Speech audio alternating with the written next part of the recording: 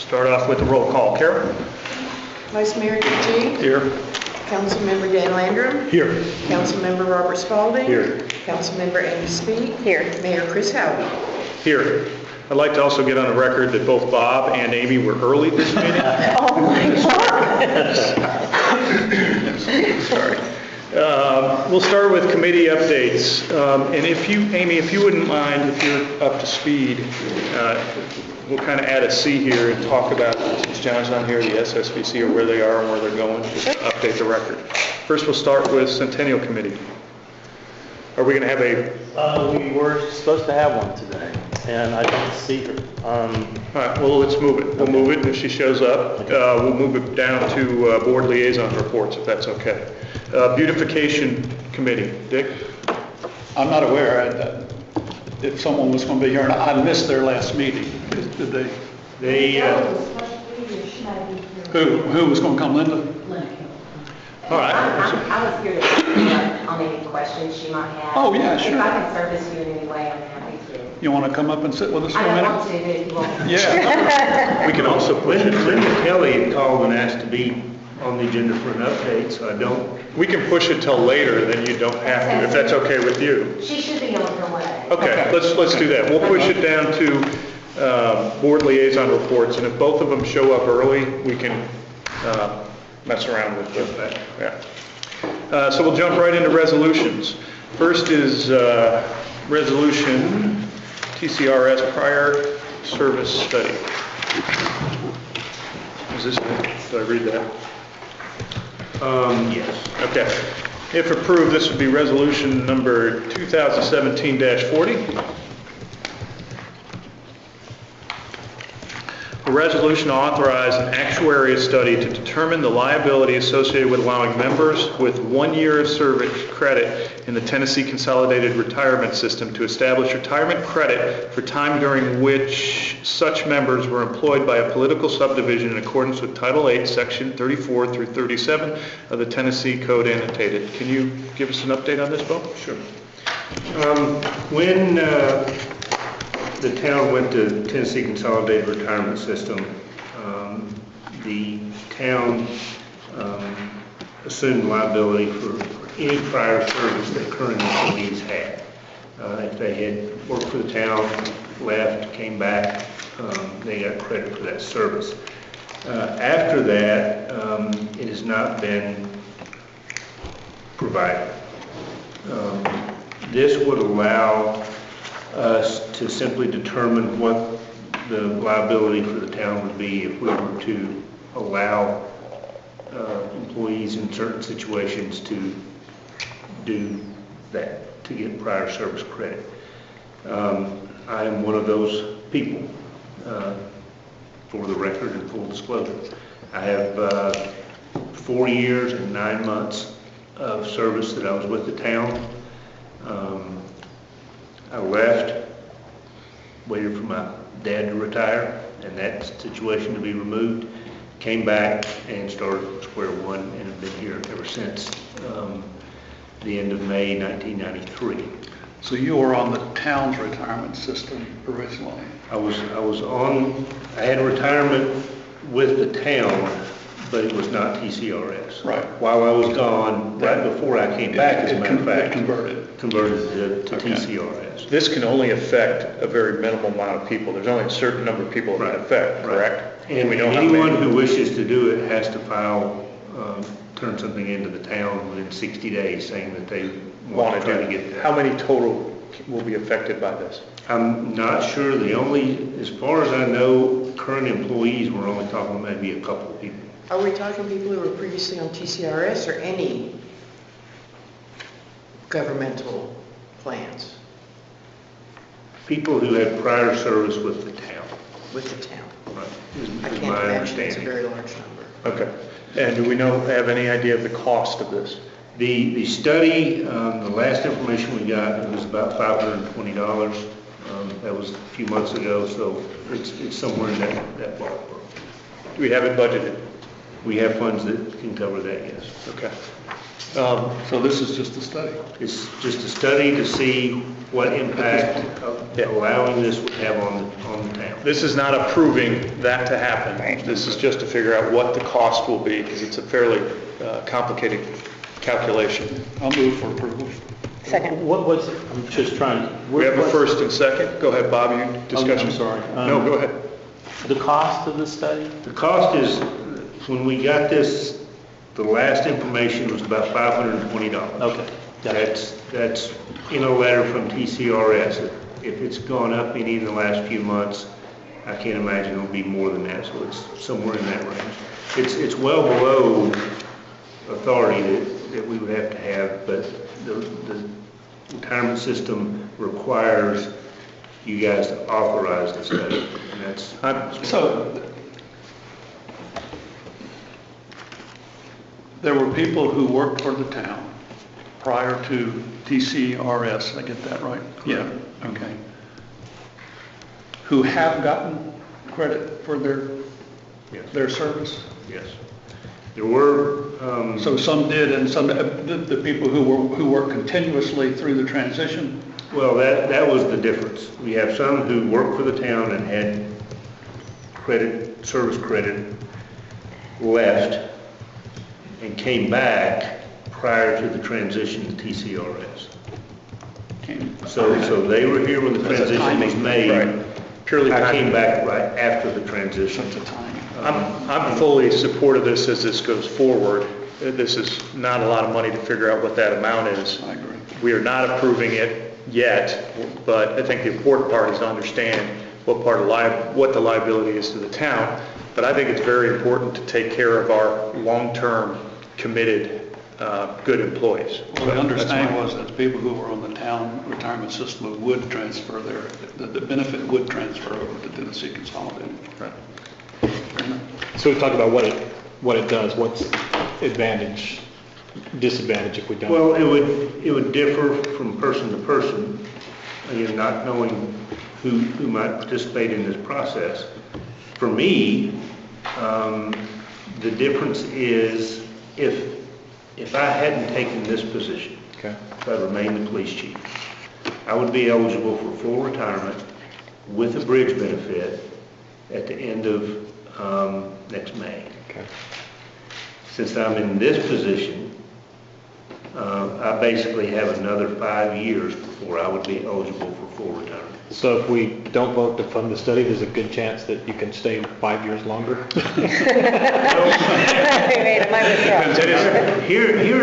All kidding aside, Voting the study won't stop that. Voting it in. Just let's do it. After we get the study and voting that in, that would then have that effect. Right. this is really a situation of having some security. But it does impact your retirement calculation and your benefit as well, right? It's a fairness issue. It will minimally impact the benefit, I think. I really do think that. The huge difference is that within a year, if something goes south, I have the ability to retire. Sure. Without this, basically 30 years of service, and I'm still not eligible for full retirement, and It's a fairness issue. it's just, those are the facts, those are my concerns. But there is a cost to the town, and I think we need to figure out what that cost is, and that's all this does, is get us in that position so we can have more information to make it clear. I'm ready. Did we vote? Not yet. You did not. Any other You have a questions? first and a second. All those in favor? Aye. Aye. Any opposed? Carries.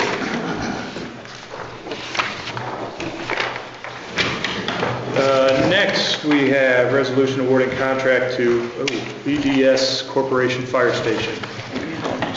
This is, You want to run down before, or?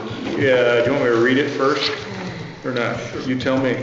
No, that's fine. Resolution 2000, it will be 2017-41 if it passes, and a resolution authorizing the town manager for the town of Signal Mountain, Tennessee to award a contract to DBS Corporation in the amount of $2,755,500 as the lowest and best bid for the construction of fire station facility and associated structures, including the site preparation and all work detailed in the project specifications and engineered plans, and further authorizing contingency funds in the amount of $200,000.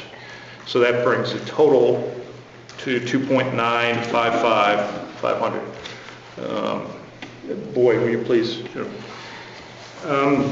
Just to give a quick rundown on how we got where we are, in short order, hopefully.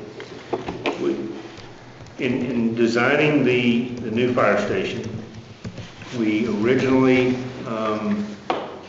had an estimate from the architect and engineers of just over $3 million. At that time, the facility was 13,800 square feet.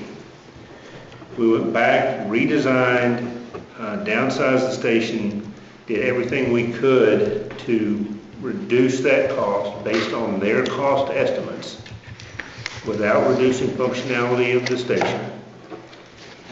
Based on their estimates, we had a projected cost right at $2 million, and we reduced the footprint to 8,200 square feet from almost 14,000 square feet. At that time, council authorized us to put it out to bid. We did so. We had 5 bids returned. The lowest bid, the parent low bidder, is the DBS Corporation with a bid of $2,698,000. In addition to that, there's a cost of $57,500 to move the fire training center from the property on Timberlinks. Obviously, better scenario to have it on site at the station, but that also frees up that property at the recreation complex for use in that capacity instead of the fire training center. So total contract price is $2,755,500. After we got that, we met with the architects, engineers, and the apparent low bidder to try to identify any and all ways that we could further reduce costs. Ultimately, in doing that, all we came up with was about $33,000 in reductions. One of the things that we looked at is the residential portion of the station. Originally was designed to have a full steel and concrete floor in it like the rest of the building. We looked at converting that to conventional construction with wood construction and joists. The savings associated with that is about $11,000. However, putting the heavy-duty flooring in that part of the building that would be required, the first time we have to replace that in today's dollars would cost about $12,000.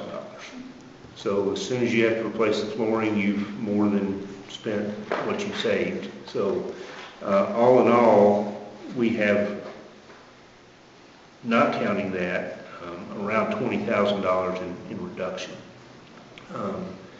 In addition to that, there's $25,000 in contingencies built into the contract.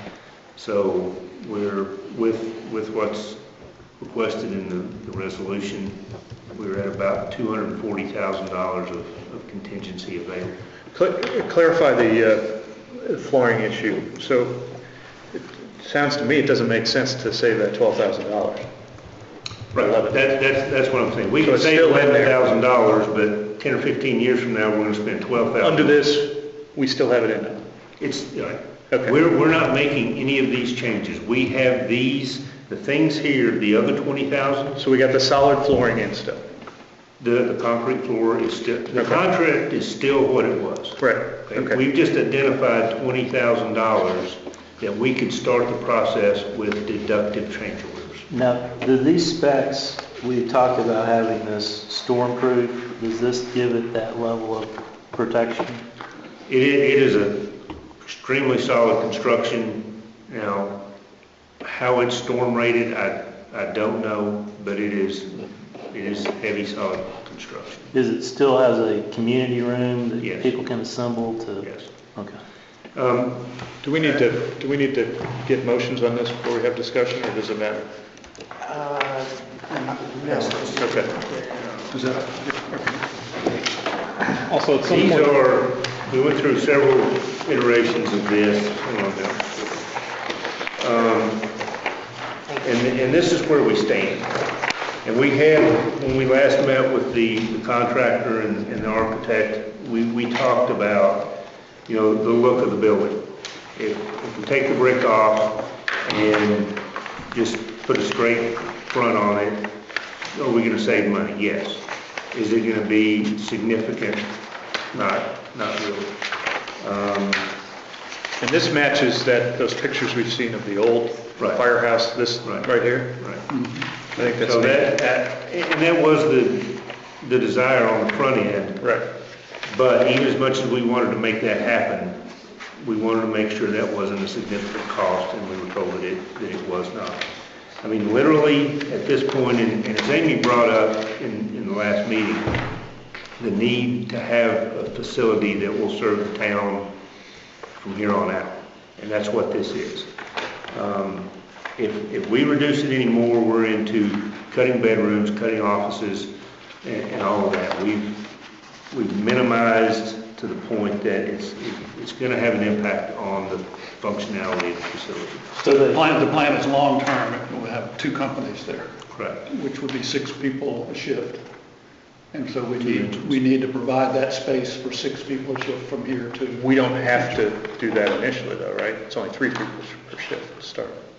Right. The building is designed to house 6. Right, but- We will only be staffing it with 3 initially. Okay. But you provide this, it makes sense. No, absolutely, I Space. understand, Yeah. I want to make sure I understood, because we just got the $1 million grant, and it was for something. That's for staffing of 3, but Before we go- as the town builds out, that building will serve the need. It's obviously needed, we're committed to doing it. It's very disappointing that we thought it was at this, re-engineered it to get it down to where it was supposed to be, and then it came into this anyway. So we took all those deductions and still paying the same price we would have at the beginning. Well, like I said at the last meeting, I'm confident they have worked this project to the bone. I think we're where we need to go. I am too. Here's my concern. We're taking on an additional $900,000 worth of debt. So the project now, how much did we say the equipment was going to be? Can I kind of wrap Oh, I'm sorry, this I thought you were done. Go Well, ahead. it really is going to have a bearing on the next resolution as well. When you look at the building, we're, including contingencies, we're right at $3 million. Originally, when we went into this project, we were hoping to, most recently anyway, turnkey $3 million. That was going to get us the building, the equipment, the truck, all of that at $3 million. So, How much was the equipment and truck? here, that's where I'm going. Okay. Bear with me. So we're at $2,955,500 for the building, including the contingencies. Furnishings and equipment for the building is another $100,000. The engine and all equipment is $616,439. That is locked in on a HGAC contract price. So we're at $3 million. what does that mean? Houston Galveston Area Council of Governments is a purchasing cooperative. Okay. We bought our last, it was the ladder through that. So it in effect serves as our bidding process, so we can purchase off of that. Eric has gotten that contract documentation in place. I mean, we're literally able to make that purchase when we're ready to do so. So it's locked in at that price. So with the engine building and all is $3,669,939. So, to get us to that point, and before we get into the resolution for the bond, in our current loan, we anticipate that we'll have at least $700,000 available on that loan. So if we use that and do the $3 million note as planned, it will not have a negative fund debt service impact on the budget. The 616 includes the equipment for the engine as well? Fully equipped. Okay. But we're now borrowing from another financial mechanism that we can't get reimbursed from. Yes, we can. I think we can. Okay, so you, Yes, it's still a note, it's still through the bond folks. It's just a little trickier to track if we're going to worry about interest and all of that stuff, but it's still available to be. you're comfortable that, Absolutely. Does it still have the same favorable terms that the other one did? Well, it's the note we The currently current have one in is place. well, we put the other one in place too, didn't we, last meeting? No. No, I thought we voted on it last meeting. no, you directed which one you wanted us to pursue. Okay. So the next one puts that new one in, is it the Right. next, okay. And that's when we looked at how we could manage this. The only thing that is not covered here is the A&E fees for project management and all that. And I mean, that's significant. That's something we can cover. So, and that's why I wanted to have this discussion ahead of the bond resolution as well, is how we approach that. Obviously, the first question is, does the council want to proceed with this project? If that's the case, then you look at the funding mechanisms. We originally had $400-something thousand that we had set aside. That is what we used for our seed money for the capital funds project. So it is available. And at present, if we do the $3 million note as planned, we anticipate we'll have 3.7 available in financing. So I want to ask some questions just so I understand. So that $400,000, was that part of the original loan? No. Or was that money was that money we, the town the previous set aside. council had set aside? Right. What was the designation when we thought this was going to come in less? For, or maybe it hadn't, was the designation for the 700,000 for the fire station after we had decided that it was going to be cost less, or is that being? The original loan was for the public works facility and other public works projects. It was not specifically earmarked. When we started this one, we thought 3 million was going to cover both projects. But I mean, really, that's how things have changed in a short period of time. Is the public works facility done? it is extremely close to being finished. I mean, money. Money, we've accounted for what's projected to be spent on that, and that's where we come up with I think it'll be more than that, but I think we're safe to count on 700,000 being available in that. So I might be, not remembering this correctly, but I thought at some time during our budget talks, when we thought the fire station was going to cost less, we were talking about a $3 million loan, that we had decided that some of that money was going to be used for other projects within our budget talks. I think that's where we were at the beginning. When we were looking at that million shortfall, which wasn't really a shortfall. Right. Actually, I don't think so. Nothing else was attributed to that. Okay. The 300,000 I for could be Macc wrong. was Yeah. actually attributed to fund balance. We were thinking that we were going to draw that money down and we were going to pay the loan off early.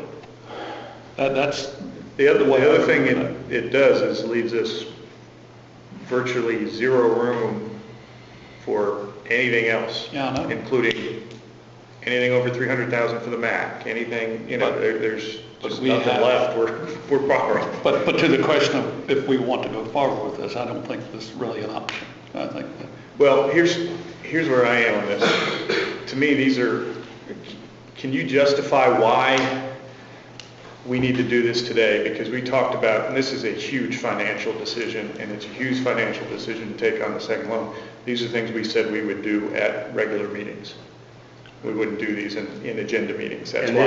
this is why I brought it up at the regular meeting and So you laid the weren't- groundwork for this so that we could address it today, because we're looking at getting, we have a contractor that says they're pretty much ready to go, and time is important. How many days till our next meeting? Till our regular meeting? When is it? Fourth? Should be 2, right? It's the 11th. I we all I have agree. a problem with raising the issue, but this just didn't happen yesterday. This practice is working for a good long time. And I'm amazed, however, how much people don't know, aren't aware, but nonetheless, this just didn't happen yesterday. And I think time is of the essence here. It didn't happen yesterday, but the big thing that really did happen yesterday was the prices coming in so much higher than was expected. So that did only recently happen. And that's what I conveyed at the regular meeting. I understand. I just got heartburn. But I just want to say, and I know we aren't going to relive the whole budget thing, I feel the order of things at the regular meeting and not talking about this before we voted on the budget, because this impacts, it's just what you said a minute ago, this just cuts us down to nothing. If we're able to use the available funds in the existing loan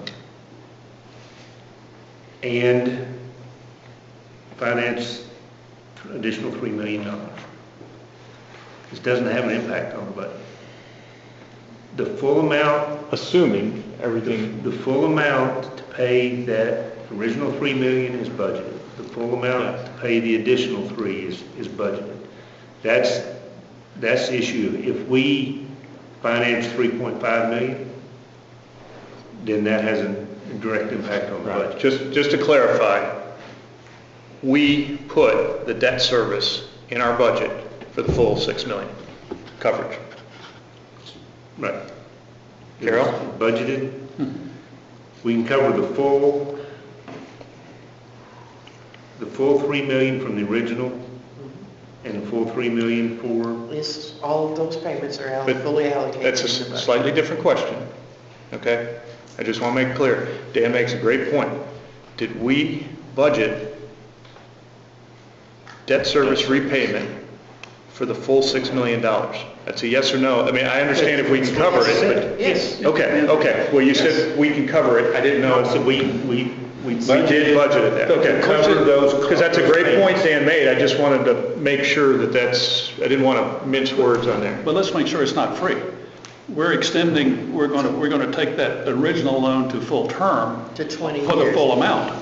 Right. And so it does, rather than paying it off early, which, do you know when it would have paid off? No, I do not. But we would have paid it off early, so we would save that. But- Right, But we're not. and there's a gonna pay that. difference if we budget that debt service as opposed to the full amount on $3 million, or if we budgeted in there a prepayment on some of it.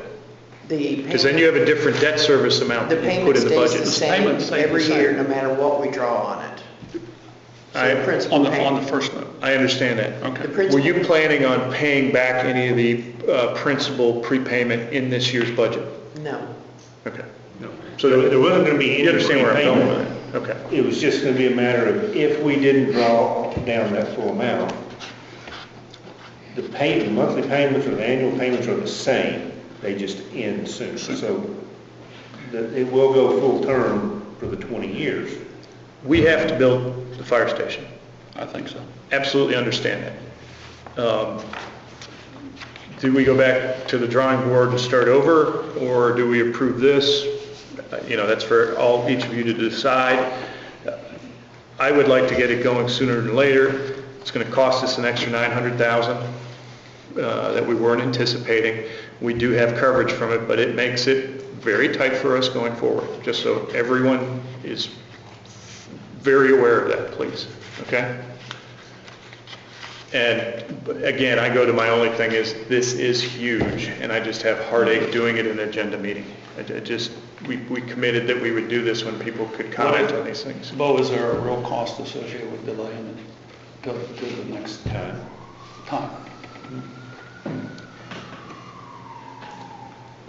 We don't have a motion or a second or anything on this, so. Yeah, we've gone. Well, that's why I wanted to Well, get the the- groundwork laid before we got. and the other thing, we may not want a motion and second and vote it up or down right now if we're going to put it to the regular meeting. This may be just good discussion at this point, but it's totally up to the council on what they want. And I'm happy to make the initial motion on it too. I thought we limited our decisions to like 14,000. What was it that we thought we? There wasn't It wasn't.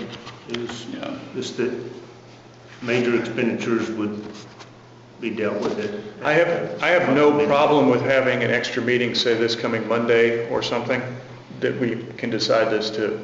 But I I don't think that would address your concern. Yeah, I think you're on target. I think this is big enough to get to a regular agenda meeting. I mean, regular meeting as opposed to agenda meeting. One point to that though, the money from the SAFER grant doesn't exist forever as well, right? I mean, so if this project got delayed for 6 months, it would be 6 months less money on the back end of the SAFER grant money as well. So it's costing us on the other end too. Absolutely. I don't think that hurts waiting to our next regular meeting to approve it though. I don't think that would affect, because you could be delayed by weather or anything, but I think it's an excellent point if we don't do it. But Boyd wouldn't have brought this project proposal to this meeting if there wasn't a good reason for addressing it today. And I don't want to just not deal with his concern about waiting. So I know that the concern is time. Does that manifest itself in some other way than? Well, that is the concern. We've been in this process actively working hard on this for months and months to get to this point. I'm no happier with the price tag than anyone else, but at this point we are where we are, and my concern is getting the project moving if that's the council's desire to do so. And that's, I know the apprehension of dealing with something like this in this setting. Let's motion this and is just see where it why- goes right now. How about that? Yeah, fine. Is that okay? Are you ready? Are you going to do it? Somebody, I make a motion. I'll second. I'm sorry. I need you to be clear on what your motion is. I'm making a motion to, Authorize President. authorize the town manager for the town of Signal Mountain, Okay, Tennessee. for to contract passage of this. TVs. Yeah. Okay, thank you, Yeah, and I'll second. thank you. Amy, anything? Bob? Just the potential that it would be construed as something that didn't get a chance to be voiced by the public, and that would be my concern about an expenditure this large. Dan? I mean, there's not much else to be said. So I'll shut up. Can I ask a question though? Yeah, absolutely. So, I mean, I'm hearing what you're saying, and I agree with you as far as having the public being able to address it, but even if they did, aren't our hands tied? I mean, we have to build the fire station and we can't build it any cheaper than we That's what have been given. I mean, I I have agree. heartburn too about how much this is, but I mean. Waiting 2 weeks will not make any difference, other than it will delay the project. And it won't make any difference in And the vote. even if the discussion came to volition with 2 weeks from now, I doubt we would change our direction. We'll probably are going to vote on it as it is. So, I mean, there is a 2-week delay. I just don't know, the comfort level of doing it here. To me, it's a waste. Amy, I think you make an excellent point on that. I really do. Yeah, it's a waste of time. It's a waste of time to waste time. And Any other discussion? You ready? I'm ready. All those in favor say aye. Aye. All those opposed? Opposed. I'm going to abstain. I didn't vote. 3-1. Which way do you I did vote? not vote. Oh, okay. Oh, sorry. I'm having a hard time. It needs to be done, but I'm just going on record that 2 weeks may not make a big a deal.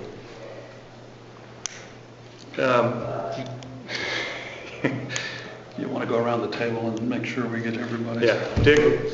I voted aye. I voted aye. No.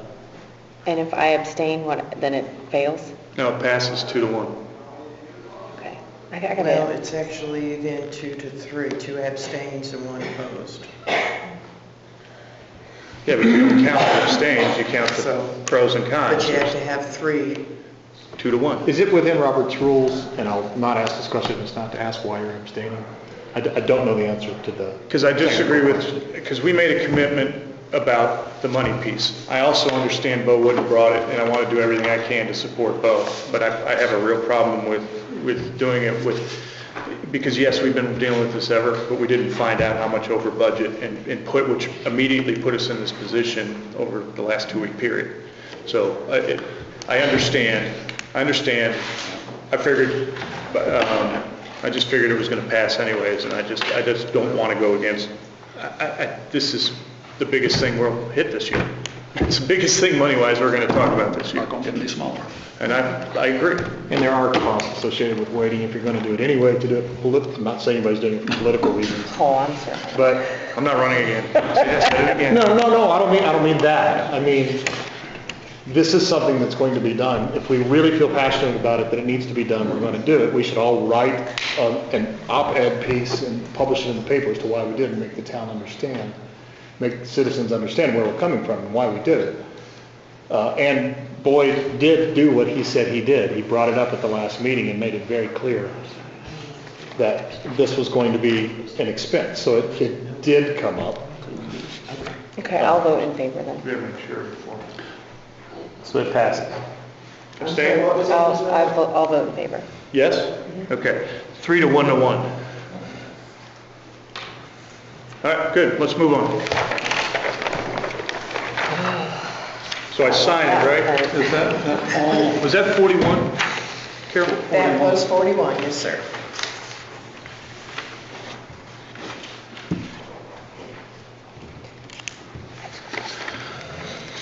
Is that all there is? Boyd, No, we gotta if you go would- right into the bond. If you would do me a favor, if you have the information, would you share with the council the DBS, I want to call it history, but not the experience that they claim, the type of, and let people know the kind of company we're dealing with this time. And hopefully we'll have. Could we, to make me feel a little better about this, can we make this an item on our regular meeting agenda and explain what we did and why we did it? Sure. That gets the, I'm not going to write an op-ed piece on this, but... That is something we discussed at the regular meeting, was doing a review of actions at the agenda set work session. Which is a good idea, which is a really good idea. Yeah, absolutely. So I think that would,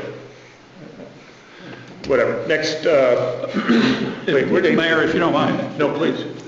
Just some of the projects that this company, DBS, is that DBS has worked on is impressive, and I think we're going to get better results from this cloud.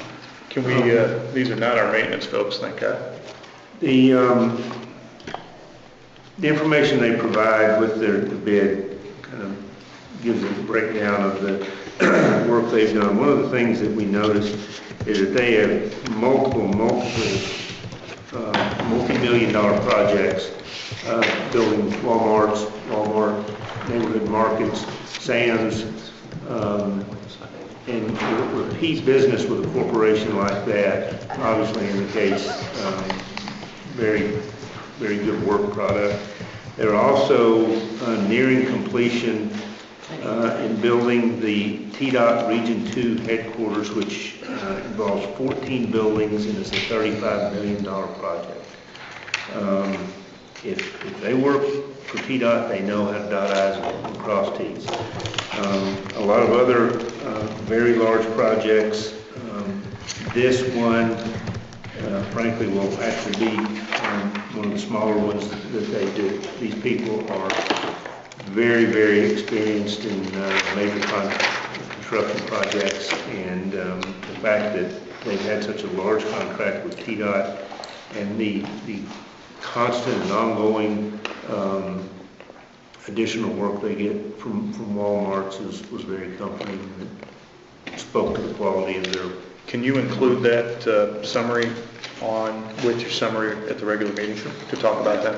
I think it's important based on. I do Based too. on our history with. Absolutely. With the public works building.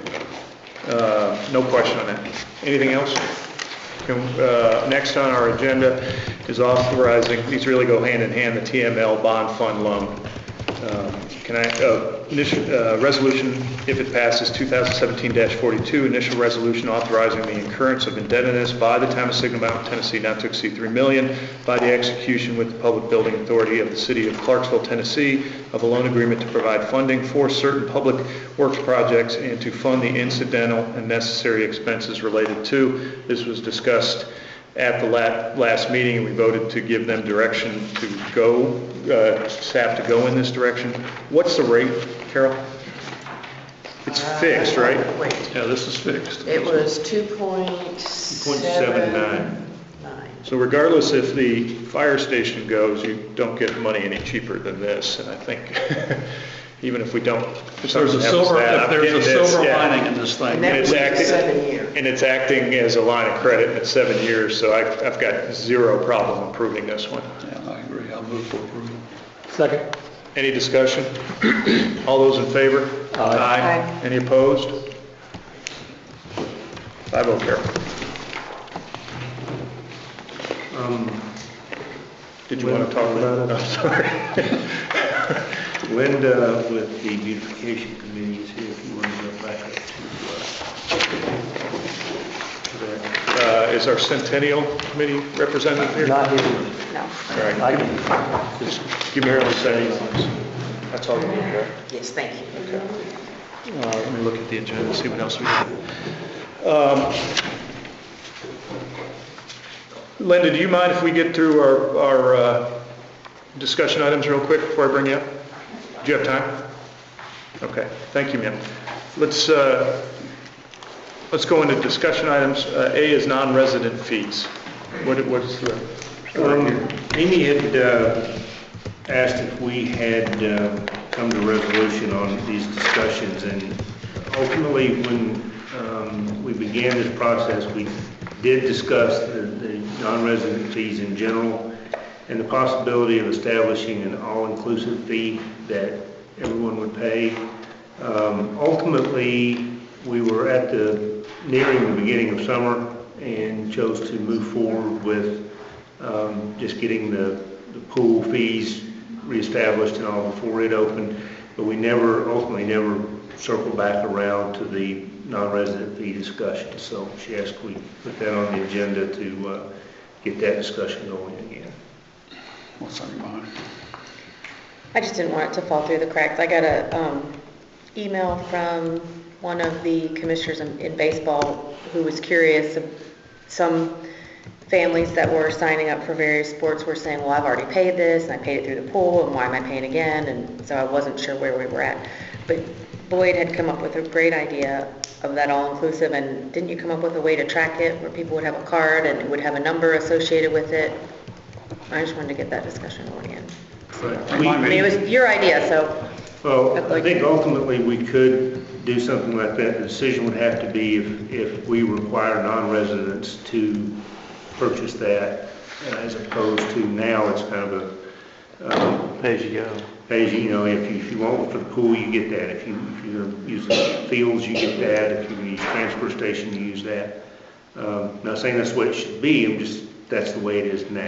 If you want to set a set all-inclusive non-resident fee, and anyone who participates in using town facilities or leagues that use the town fields and all of that, then I think it would be fairly straightforward to be able to issue a card with a number on it, and all the leagues know that unless they have that card and can put a number on a form, then they need to come to the town and get that card. So So everyone that uses any sort of town service that we would normally require a fee will have to get this card. Theoretically. That's the only way. If I just want to sign for baseball, I can't still pay my $5. I gotta get the card. Right. Okay, so that includes everybody in Walden unincorporated. Correct. I kinda What would like- be, what would be a proposed figure that card would cost? That's what we need to figure out. I was gonna ask that, because I Right can't now, help but come to it. and then there, you would still have to, we'd still have to look at how that would be applied to individuals versus family. Right now, if a family were to go through all of the fees, if you got a family membership for the pool, you pay $35 for the ball fields, $12 for the gymnasium, $30 for Macc, $70 for the library, $200 to use the transfer fee. We're at $447. I think you'd lose money rather than gain money if it costs that much money. I didn't know it cost that But much. theoretically, if you get everybody to sign up for it and you put it, you could charge lower rate because you'll have more revenue coming in because everybody's required to do it who does it now. Would that be dependent year to year? Think about it though. Was it 400 on? If there's a fire in Walden, mutual aid, if there's a police call in Walden or the county, we answer that. It costs the citizens of Signal Mountain for that. So the only thing that's not included in there is garbage service. And basically what non-residents are getting is the same benefit, virtually the same benefit that residents are getting for a third of the cost. And I don't like that. That was the purpose of this. Because we have, Am I off? No, I don't think you are. I don't think you are at all, but I think before we do this, I think we need to get some sort of idea from the staff, given the information we have, where they suggest that price should be. What does that mean in terms of revenue? One of the big issues with coming up with that information is the lack of Information. tracking on. Exactly. I mean, who's paying it, who's not paying it. We depend on the leagues to it's not collect a enforceable. lot of it. We are still trying to get fees from one of the summer leagues. It's very difficult to process. Just to make an argument in favor of leaving things as is and charging fees per sport, per discipline, whatever it is.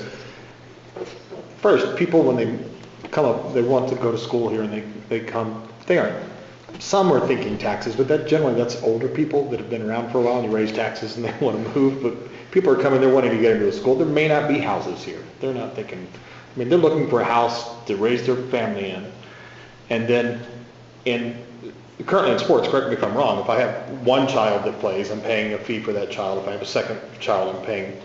In this case, if you had twin 5-year-olds and for the first year you want to sign them up for baseball, are you going to charge them $800? You're going to charge them 2 fees? You're just going to get into all kinds of complicated Well, things. it would be a family. Well, if you're trying to play baseball, it's only $5 a kid, so it's $10 for the twins.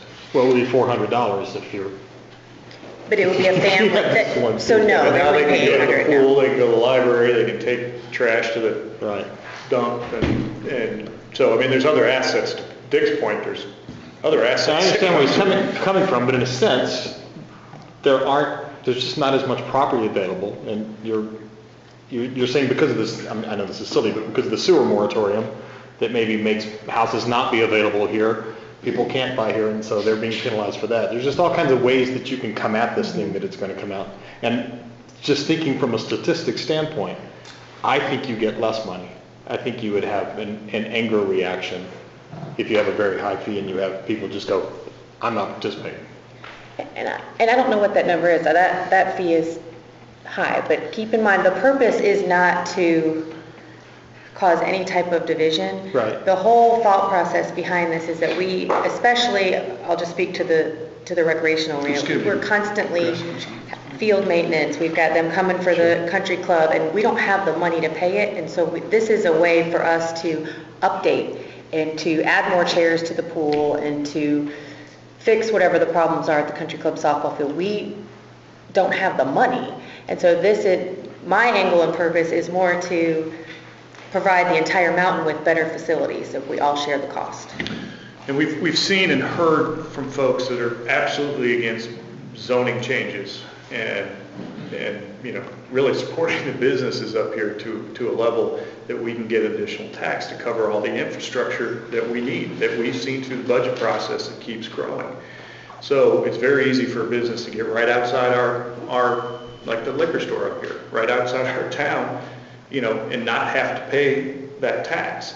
And it's very easy for people then to move right outside the town because they know I'm going to get all these services that Signal Mountain's paying for that I won't have to. I mean, they do have to pay for those individual services anyway. I could see where you could use it as a carrot, that it would be reduced somewhat if you bought an inclusive package. Then that way you would save money rather than paying for all that things. So it could be an optional way of reducing the amount of money. So offering both, like you could either both. buy the all-inclusive, because if you play every sport, that does add up. Right. And if you just want to use, I guess, the library, then you would pay that fee? Is that I what think you you're need to go suggesting? single,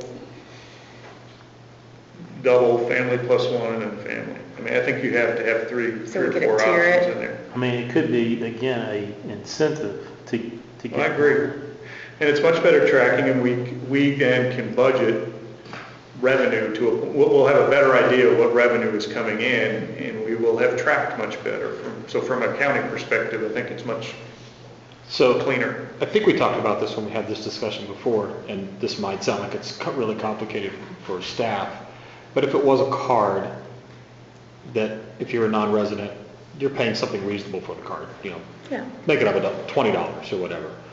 And then you had a baseball stamp, you had a swimming pool stamp, you had things that got applied to that so that everyone had to have the card, resident or non-resident, but if you're obviously it would be a different color card or something like that. I think you hit on the head. That becomes a accounting nightmare for staff. But that's also why we don't have any data right now. It's because it's complicated just because of the situation of... So make it as easy and as trackable as possible would be my...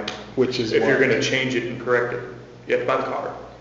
Here's a card for one person, here's a card if you're buying it for a couple, here's a card of a couple plus one child, here's a family card. Here are the costs. If you're out of the town and you want to participate in the library or whatever, you buy the card.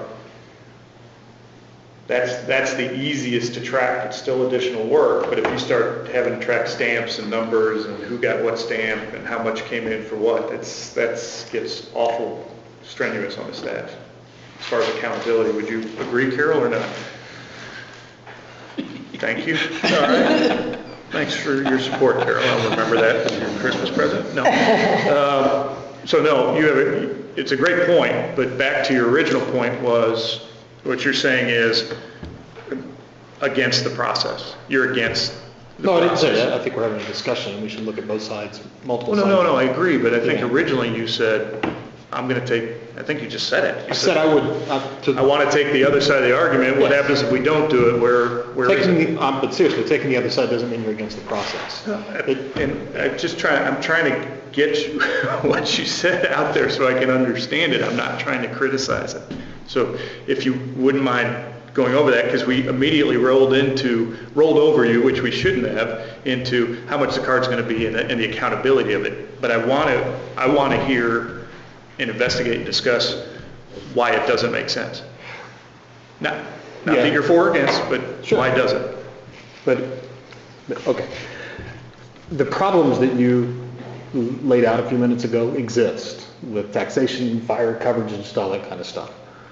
The solution to that problem isn't fixed through the rec leagues, in my opinion. That's something I would stand by. I think that's the wrong tool to try to fix this. The lack of funding, I feel, again, probably going to have to do this over and over again. I think we cut our budget too tight. I think we aren't providing the level of services we should with what we just went through. So I still feel that's an issue, and it just got worse because of the fire station. Can I ask a question on that though? Sure. Are you, because when I hear you say that, I'm hearing you go back to the tax, like we should have just increased taxes more. Am I hearing that right?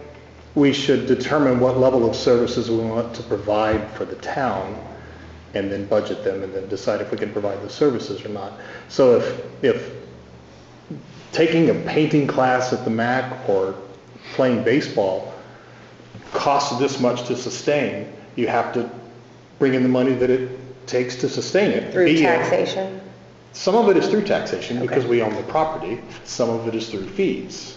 And there's not one solution that answers everything. And so to come back to where Chris is, that's why I'm feeling like if you were to try, and I'll use a ridiculous number again, like $400, say, well, that's what it costs. You get to do everything. You got to buy this fee.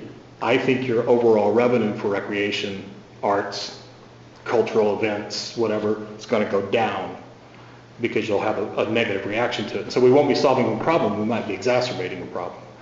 So, I mean, maybe the way it's working now works. It's just the fees might need to be, well, we did raise the fees. For the pool.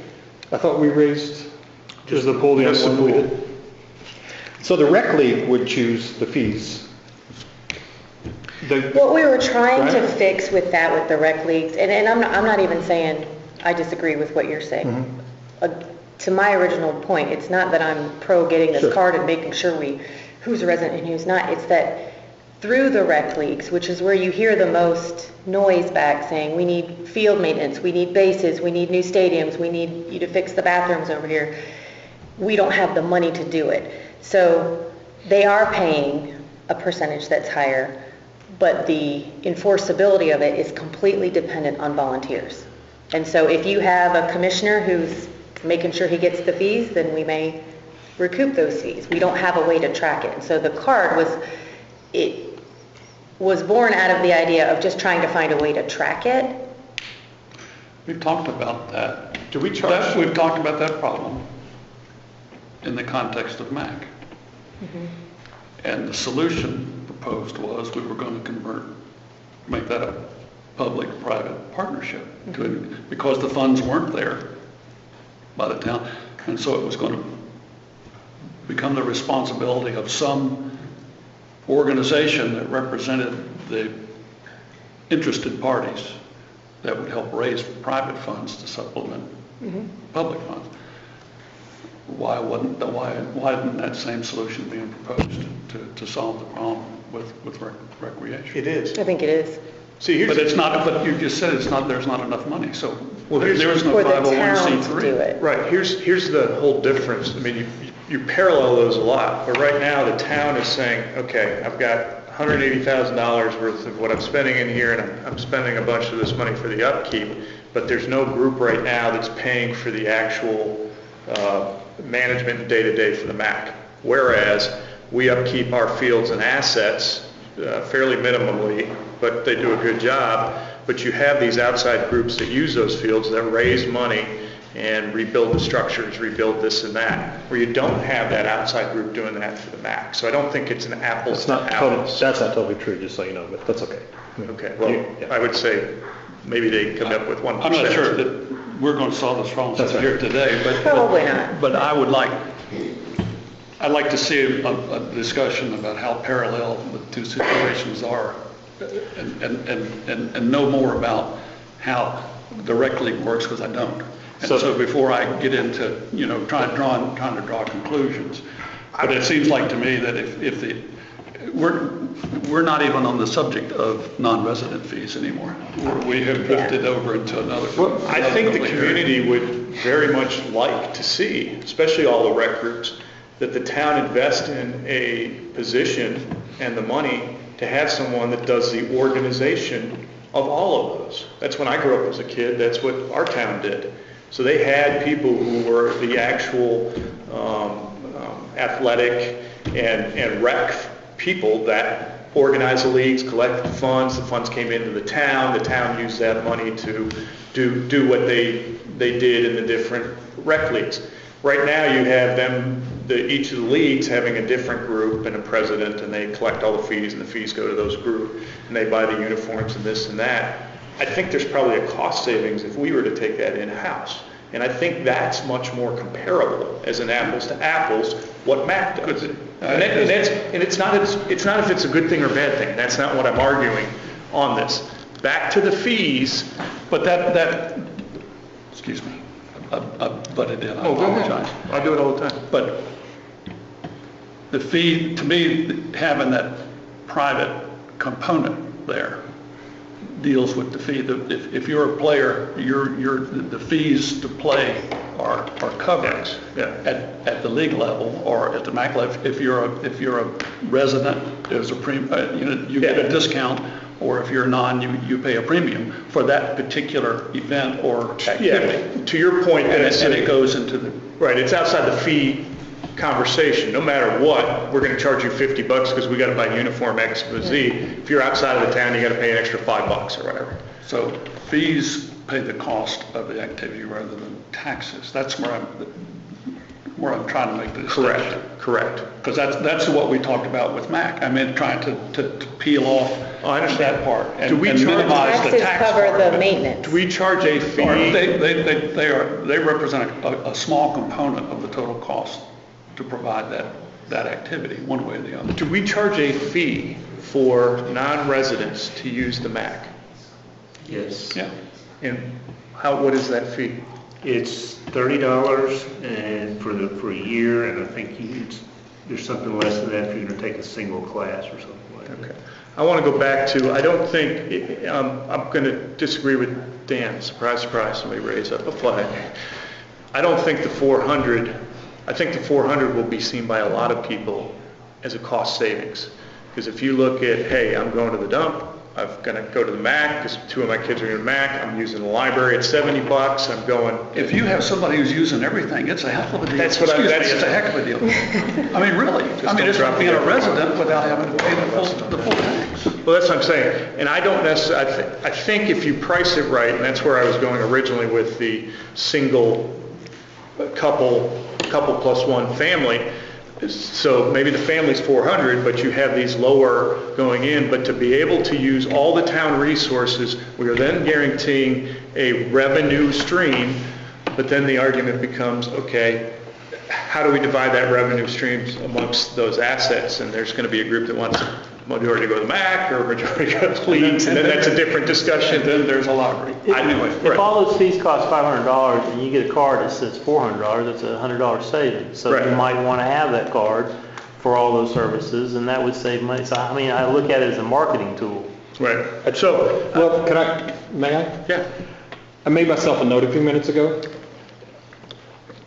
2 things. One is, when you mentioned using the town's resources, the people of Walden are also the town's resources. People are resources too, okay? And so people coming in and participating, that's a resource as well. People coming in and participating can help clean fields, clean dugouts, raise money, have car washes, do all kinds of things. So that's one side of it.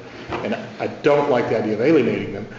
And this note I made to myself early on in this conversation, it wasn't for this at all, but it was that if we do end up with a private organization that's working with the government, that's paying some fee, to manage the Macc or whatever, I said, should we consider eliminating all fees because you get greater participation? Not eliminating all fees, eliminating non-resident fees, because you might get greater participation so that your fees that people are paying, you have more people involved. I'm just not convinced. Matter of fact, I still feel that when we talk about these high fees, I totally get it, especially after going through the budget. There's just not money falling off a tree somewhere for us to spend on this stuff. But you could make little tweaks to the system to where you upset the apple cart so much that the thing that you're trying to accomplish, which is kids on the ball fields and the cicadas, It's a tough problem. I making don't noises. think If I people was- are not participating because of the non-resident fee, because I But what think we're it's hearing like is people aren't $5. paying though. They're, If I would, yeah. if I was, when I finished my thought going through that, the other thing I was going to say was, especially for Walden, there's always the opportunity to handle this in a little different avenue. Unincorporated, you can't. But we can have an interlocal agreement with Walden. Yeah. Or That's a offer, great option. and offer that, and that addresses your issue with the human resource piece of it. Do we have any data on the use of the pool that would support, that would be instructive about what happened when the fees went up? Did the use of the pool go down by non-residents? I don't think there was any indication that there was less use. Can we extend this conversation to the next agenda meeting? Yeah. But can we get from staff in that time a list of all our town assets that we charge some sort of outside fee for, and what is that fee? Then we have a whole idea, we understand what, if we do this, what what the benefit, here's my card, I get trash, library, blah, blah, blah, whatever it is. And have a better understanding of that before we move to make a determination on that. Yes. Is that fair with everybody? Yes, I just want to say, I want to say one thing, just to be clear so that things are not misconstrued. This is not in any way about alienating anyone. We already charge non-residence fees. This is only to find a better way of tracking what those are and how we need to adjust them. It is not about alienating anyone. The mountain is the mountain is the mountain. And I'd like to, but to your point, I think, given what Dan has said here, I think 400 may not be the number. But to me, what Dan said is, there's a number in there where it does make sense that it's a deal. Sure. I don't think you went against that at some level. Maybe that then, once we see everything, becomes more of the discussion. So if we can get that, if we can get that ahead of the next agenda meeting, we can continue that discussion. Then we can talk about that. Okay. We have time. Has it been done before, or ever, has the topic ever been opened up with the Board of Aldermen in Walden? We've talked about it before. We talked about it before the new council was in.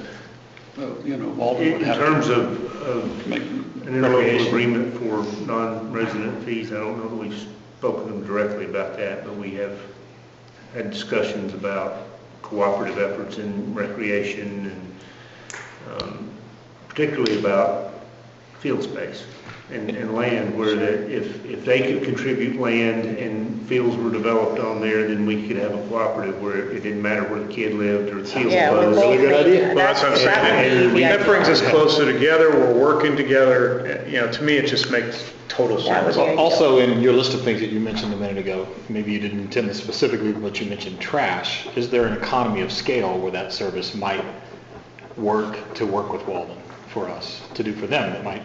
I don't think so in that regard. And I don't think they want to. I mean, having discussions with them, they just don't. They don't want to go They've there. asked about us providing garbage service and doing streets and stuff, and I think that would be extremely difficult process and proposition for us. But the conversation can always be had. So question, if, just as a procedural question, if we wanted to open up that communication to sit down, do we have an open meeting with just both councils? Why don't you let Is that Bill, how it and works? I'll just contact Bill and sit down with Boyd, me and Bill, if you don't mind. I'll spearhead that one if that's okay. Sure. Fine with me. Okay? I'd like to see a proposal before that. I mean, if you're representing the council, I'd like to see what it is we're going to present. I'm not to them. proposing anything. I just want to have an open dialogue with them, if they're open to it, and let them come to us with Like a ideas. brainstorming Yeah, session? just kind Not- of, are you even open to it? If they're not open to interlocal agreements, it doesn't matter. What if that was a topic of community forum?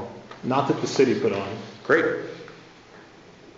and we could invite them and see if they come, just so that there could be a brainstorming session to talk about just the general issue. Sure. The interlocal agreement would have to involve But we a can't contribution participate Yeah, of funds, Well, that's my point is if we can pivot, whatever activity we're yeah, doing. one of the avenues, you can go 700 different directions on this with an interlocal agreement, but my guess is one of the avenues would be, hey, out of your tax dollars, do you just want to pay $100 per person that's in town? And does that make financial sense for us, just to allow everybody in Walden to be the same as a Signal Mountain? Do you recall what the Walden tax rate is? It was in the paper. Yeah, it was, I can't remember. Point. It was in your article, I think. 0.3 cents, yeah? Something, yes. It's very, very low. It's very low. Yeah, I mean, it's, And the reason I'm bringing that up is the They love likelihood- Yeah, they love it. And they're not prone to increasing it. Right. Which means funds for an interlocal agreement are going to be a a tough sell. Because they got right now, the best of both worlds. They got the low tax rate and they got the service. Can we wait till we get all that and Anyway. we'll move forward on it? I don't plan on doing anything between now and then. I'll wait to talk to them. Sure, and I'm thinking we'll probably Have a forum. Yeah, we can have a forum and maybe bring some ideas to you that you can. Awesome. That's a great idea. Yeah, it's a good idea. Let's We move can move on, forward. that's fine. We ready? Yeah. Okay. I'm sorry, I didn't think those discussions would take that long, so let's get you up now, if you don't mind, and talk about the Centennial Committee. No, Thank you for No, sharing. beautification, I'm sorry. Good afternoon. Hey, Got a few things to cover here. Some ideas that have been brought up, and I can just pass this around if anybody wants. Linda, can I get you to state your full name and address for the record? Linda Kelly, 607 James Boulevard. Thanks. I'm sorry, these are handwritten, my computer died. I can read them. Printer works, computer died. And this is, we're calling this phase 1 for our Beautification Committee.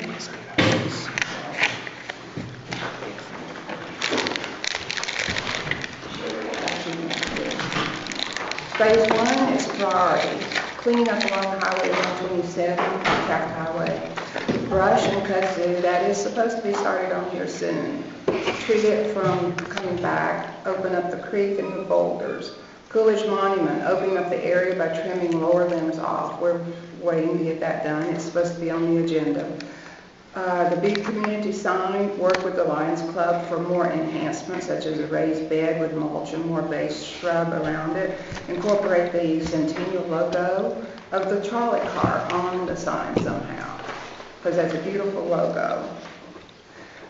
Christmas lighting for Adam Square. That's our main thing, getting that on, getting our set up for that. We need to get that lighting and everything in order here soon. We talked about getting on the streets coming from the red light, traffic light here at CBS, all the way up to town at our streets along there, like Pied Piper, Laurel, Rolling Way, and have some kind of a pole-mounted Christmas decoration on it. I love that. And also, I've got some, I don't have copies for everybody, I'm sorry, but we are trying to do wreaths and garlands, poles, posts, and lamp mounted, trim and lights. And I have several companies I'm contacting, but we're waiting to hear back from them. And I can pass some of these along here, Amy. These are banners, and we do have things that are lighted. We're got some examples, and I have contacted Red Bank, and one of the maintenance department guys there has made their Christmas pole lights for their. So he's done that all on his own. Here's another one. You do have pole brackets and things to be able to mount this on, and they do stand up to 70-mile-an-hour winds. We have solar lighting that we would like to try at the Boulder, just one or two of them. I'll mention in here just to see how it's going to work, and have them at the monument. Kim has talked with Jared and them about getting those getting the limbs cut so we can open up the monument more and be able to see. And we have several things here listed for the type of solar lighting, so we don't have to use electricity. I don't know how much of that will actually show up. Then there is there's a letter. It's on the front and back of this. I'll just pass that around. It's from a gentleman that was talking to Kim. They ran into each other. He's with the Lions Club out at the McCoy property when they were working on the blacksmith shop. And Mr. Ken Abels, this is a letter that he addressed to you all on July the 3rd. He has not heard back anything from anybody. I don't know if his address got lost or what, but he had a good suggestion about the little train station that's stored out here. And getting it off of the property here, but putting it back at the main place for Christmas, leaving it there. And there's a little inset in the wall there that would give it some protection. But it could provide photo opportunities and use it as our little Welcome center. little miniature welcome center. Yes, thank you. It also talked about, It didn't go to everybody. I haven't seen that. I I'm didn't happy see to that. respond. Yeah, it's on the back too. Yeah. So I don't know what happened to the They were letter. also talking about maybe decorating it for other, Yes, having it holidays. available that we could do, and it's always a photo op. I mean, you Yeah. don't know how many pictures I do at CVS when these people come across the street. That's a very good idea. I think that's, And it could be called a little mini welcome center, which we're trying to work on. We really do need to work on a welcome center here. And info could be placed there. Now, the Lions Club has to say so on this train and the little station now? Or is the family still involved with it? I believe the family is still involved. It is, they are? The believe so. crews? Okay. Is this something that we would have to check with them about? What do you, I would imagine. Okay. Even the train all year round. And they, Lions Club approached me on that too. And this, you know, if we had major holidays, that would be, a service club could help decorate it, you know, like for Thanksgiving, October, Easter Bunny, have an Easter Bunny there and have photos taken with them. very good idea. And Great. that was a nice thing. There was another letter, Could we put zombies on it for Halloween? Just saying. the Beautification Committee was asked to study Coolidge Park and make a plan for betterment in aesthetics and visibility.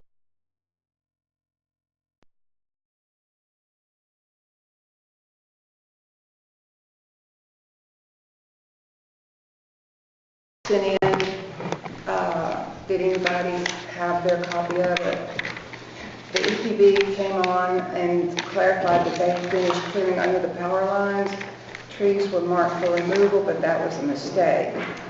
The remaining trees have blue marks on them, and those have to stay. They're not to be removed. They're little Alberta pines here. The weeds, we already talked about, you know, the honeysuckle bushes and that kudzu that's all down through there. And from what we understand, from Loretta and from Jerry, they were supposed to be getting on that at least this week. What's that? The clearing? They're working on that.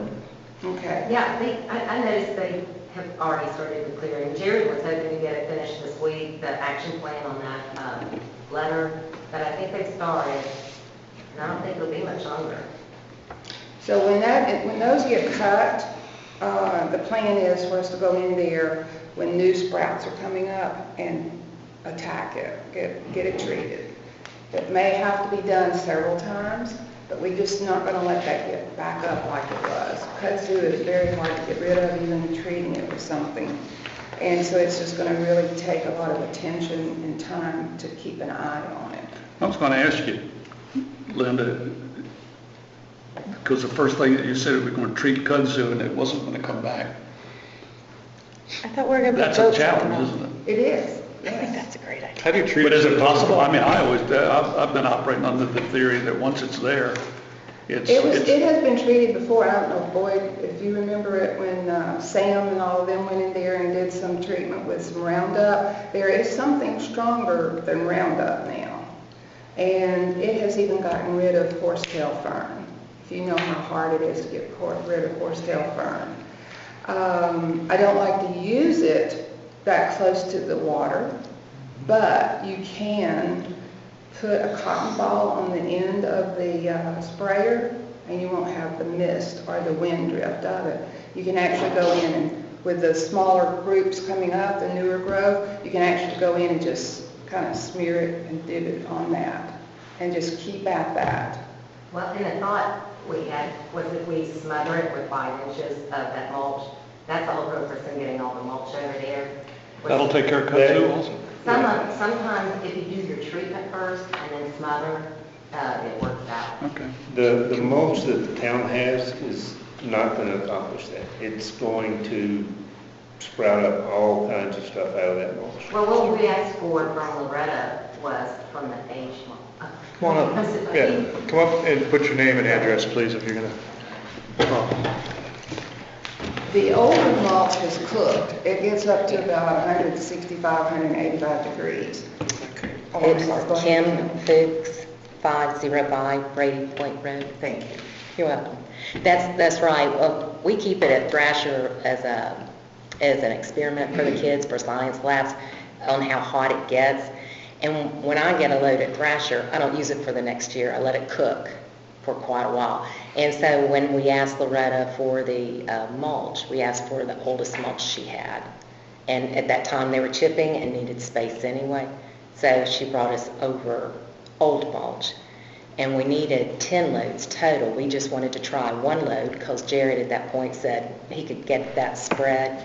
But he ran into time crunches, of course, and so that's what he's getting to now. And that's the old mulch kills its germs because it cooks. And the longer it cooks, the less junk you have in it, so to speak. So it cooks itself?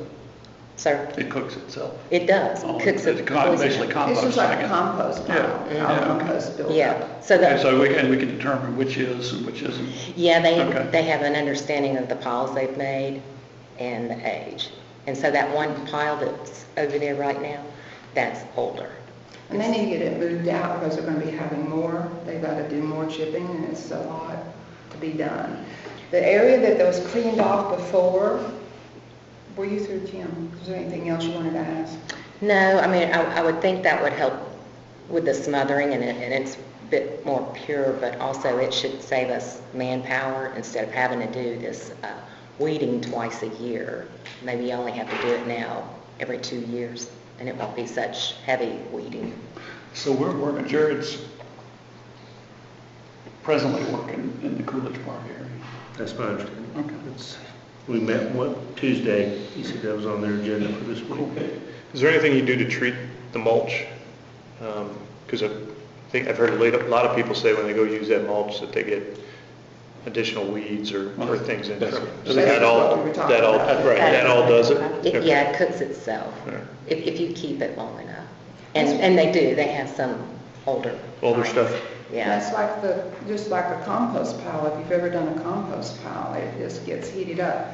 Hay gets heated up. If it isn't cured correctly out in the field, Catch on and fire. you have a bale of hay, right in the middle of it is going to be hot. You can't store it in your garage. It has to be stored out in its own barn. You pull that open and it's moldy and mildewy and it just Cooks itself. heats up. Heats up the And that's how a lot of those forest fires get started, with combusting, leaves combusting and such, and then a fire will start. Can I bring up a particular subject, or do you want to? No, I was- Linda, do you have? do you have anything else? I don't want to interrupt what you have. Those are good ideas, by the way. Yeah, Yeah. great idea. Well, we're talking about maybe a parade also at Christmas. Gretchen over at First Tennessee has been our ear a while, especially Bob's. And she's had some good ideas. She's been disappointed that we haven't done as much for Christmas for our little town. There's also, just one more thing I'll tell you.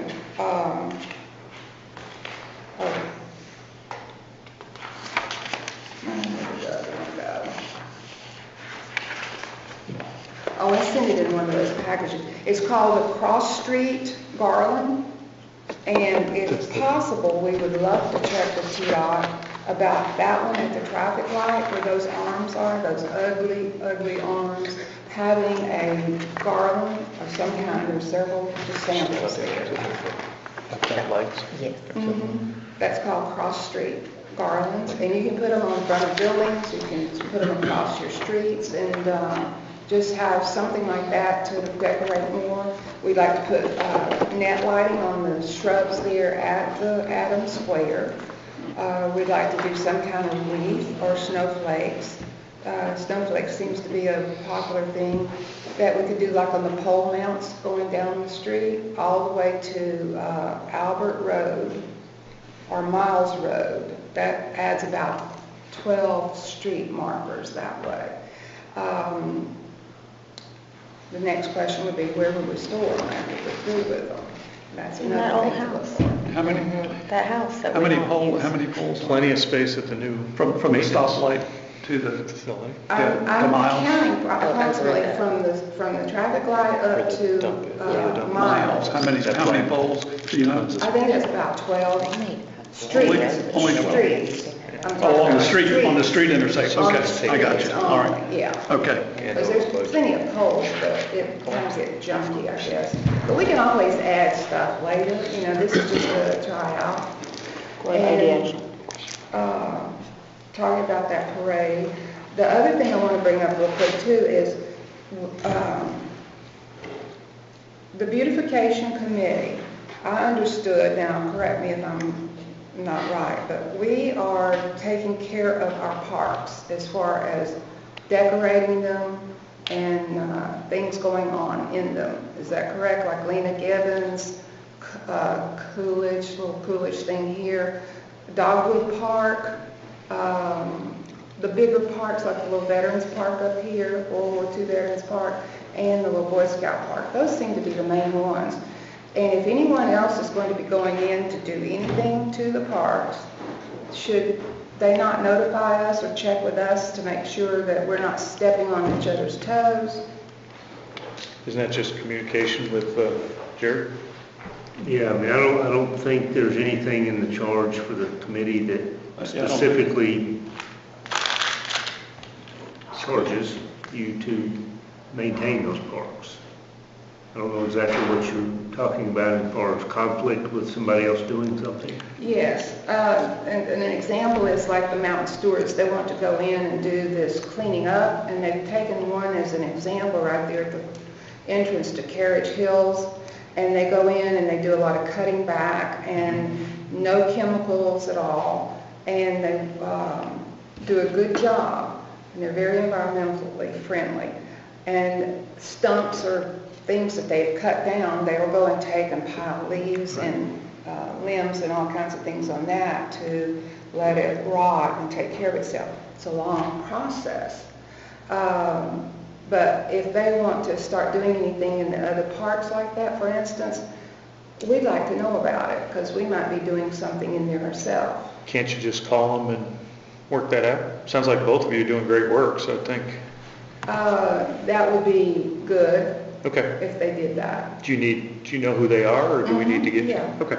Is that the only group that you bump heads with?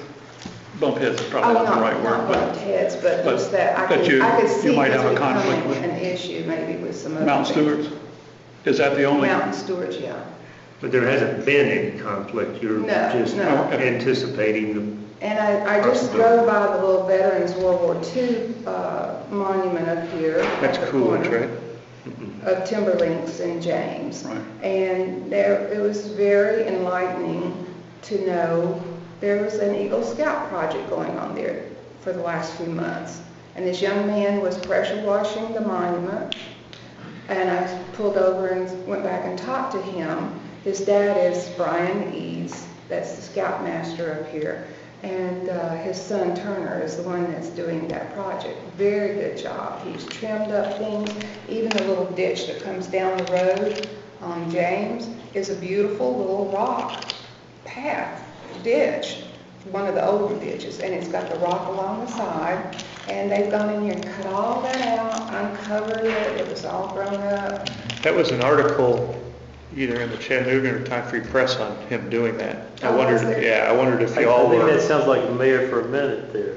it does sound like a mayor for a minute, Mm-hmm. but as far as Eagle Scout projects, was that coordinated through us? Or Yes, was that we're just- aware of it. Okay. So that's And I think another, Jared was working with him on that, but he hadn't been able to meet up with them yet. Okay. What then?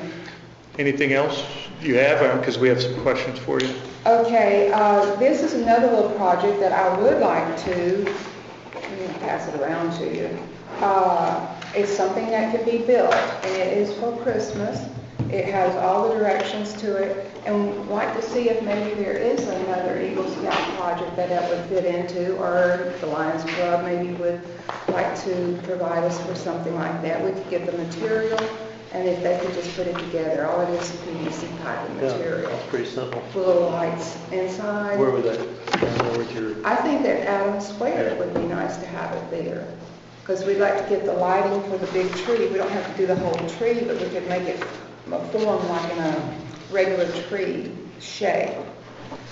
And I think that's about all. Kim, is there anything else you want to add? Well, back on that case where the gentleman from the Lions Club was suggesting that we put the station house permanently at the park where they put it during the holidays. If y'all want me to talk with him, I can find him and tell him we suggested it to you. And would y'all like his name or number in case you... I know Ken. I'll follow up Yeah. with that, Ken. I talked to Let him. them know we didn't get the email either. 'Cause I don't- I talked to him Like 2 that? weeks ago, and this may be my fault, but he did ask me that, and I forgot to relay that. I don't think it was sent to the whole council. Yeah. No, it's just to you. So it's completely Chris's fault. It is absolutely, I'll jump on that grenade. Sorry, but they did ask if they could keep it up all year round, and I had not brought that up. And I'll bring that up to staff and let them make a determination. Okay, and I would also suggest, and I think Linda would too, that when you talk to him, if it causes any concerns for either party with the Lions Club or Signal Mountain, that it may be removed at any time. And we can try it for however long we need to try it before any problems So may come up. Beautification Committee's in favor of it, is what you're saying? We are. Okay. Any other questions? Just about anything. Thank you so much Any for other all your work. Dan You has guys a have done question. a great job. yeah, so this is just something to Or think comment. about, and you guys may not want to even consider this, and that's totally We're cool. always open. So do with it what you will. But I've noticed that sometimes, coming up the mountain, and I know the sign, we're working on getting the sign redone anyway. Where all The of community sign. The community signs where all of the, advertisements for different things happening. In your process for figuring out the logo, I'm guessing at some point you guys came up with some color palettes that you looked at? For the logo for the Centennial, Yeah, maybe. I think that they have, from what I heard in your last meeting with them making a report, that they have a standard logo they want. Yeah, no, I'm not really talking about the logo so much, but I'm Okay. saying it might be nice, but it'd be fine if it stays just like it is, if when people had their own signs made, if we had a few color palettes to make it all look nice. Every now and then it gets kind of garish looking with what happens, No. Dick's lighting up over there. I Purple think you and might be yellow. agreeing with Let's go me. with that. No. Yeah, so anyway, and I don't think that you want to restrict what people do, that gets too complex, but it's not uncommon too much. if you're going to have something that's going to go in a public space, for there to be a choice of like 6 different color palettes, so you kind of choose something that at least goes along with itself. Well, how do they do it now? I don't think there is. How's the selection There's now? no- There's nothing. There's no guideline or? Well, it has to be, when you get your application, it'll have the size, and I think. Yeah, length and Yeah, width. length and width. The Yeah. length and width, no, nothing about color. Yeah, and I'm certainly not saying you say it has to be green and red. You give color palettes from like Adobe Cooler where you get color palettes and, What about just paints? yeah, it's pretty common, but if you look up color palettes, you'll see color palette choosers. And I'm not suggesting one. How do we, It's like what you're saying, it's approach? like paint chips. yeah, but how do they approach that, or how do we approach them about it? I think if you wanted to go forward with it, when you have to come pick up your application to So apply. it would have to be. Part of their guidelines. Yeah. And I doubt anybody would be arrested if they did it incorrectly. It's just that it is nice when you're going to design something to know that there's a color palette. And There's one other thing, Kim, too, that you were talking about before, the gouge or the big gully up there at the top, where we're talking about needing to fill in with some gravel. That original report that I sent to you all in May, I don't know if that's what you turned into them, or I think you turned one into your group. I did write that in there on erosion control, that we needed 1 to 2 scoops of number 2 limestone, and because we have erosion between the earth and the street, and it's getting worse. You're talking about up at the sign. At the correct? sign, and then Linda's worried about the erosion coming off, the runoff coming off at CDS parking lot, and it's The causing... the bigger gully is at the top right there where you turn in to go to CBS, and there's always a river that just flows right down the street, the highway there. So- And it just kind of is gouged out, a big old ditch right there, but it eventually works its way across to the stream. And we could fix that with deviation of the water up at the top where it starts the erosion. We could go ahead and get it to the stream quicker, but it does clean better if you let it run over grass. You know, it will clean itself a little better before it goes into the water. And so that's kind of, yes, and that's kind of better to let it clean itself before it goes into the water. The other thought was a culvert, but if we want that water to really clean itself, we could fill that gapping area she's talking about in with just number 2s also. And I think we stockpile that. I think Floretta has a bunch of that. And we have had some good response for people wanting to volunteer, so we're getting in good shape for that. All right, That's all I have. any other questions? Yes, sir. I just have, we're talking about lighting, and we need, I don't remember us talking about Christmas lighting in the budget, so. Haven't discussed any of this. in the budget. So we have, if we're going to agree and go down this path, we probably need to develop some sort of estimate of what the cost, what you want to do, and give us an estimate what the cost might be, so we can start dealing with that. This is what I said, And I'm sooner- waiting on an estimate. Sooner the better. Yeah, yeah. Not See it this November. Yeah. Right, yeah. That's why we agreed that y'all wouldn't give us an open check. Would like one. What if we but- could? We don't have, we're kind of, We would like our own. Yeah. Open We need check. some So money. it was just, if you were here, you heard some of the budget discussion, so, Yeah. so yeah. give us an idea what you think. And some of those do have... Could be in conjunction with the MBA and raising some funds for something like that. That's a great idea. Perfect idea. Yeah. To combine. It goes back to the same. Because it only helps the idea. businesses too. I mean, when Sure it it's all Christmassy or, you know, it doesn't have to just be I think Christmas. you get Coolidge Park fall. really dressed up nice, Halloween. nice and pretty and, you know, Christmas. Seasonal decorations. Celebrate Christmas a little bit. But how can we at block the people beginning? from I think it'd be walking? nice. That's what the old guy asked Walden if they want. Yeah. Now, on that, At the other end.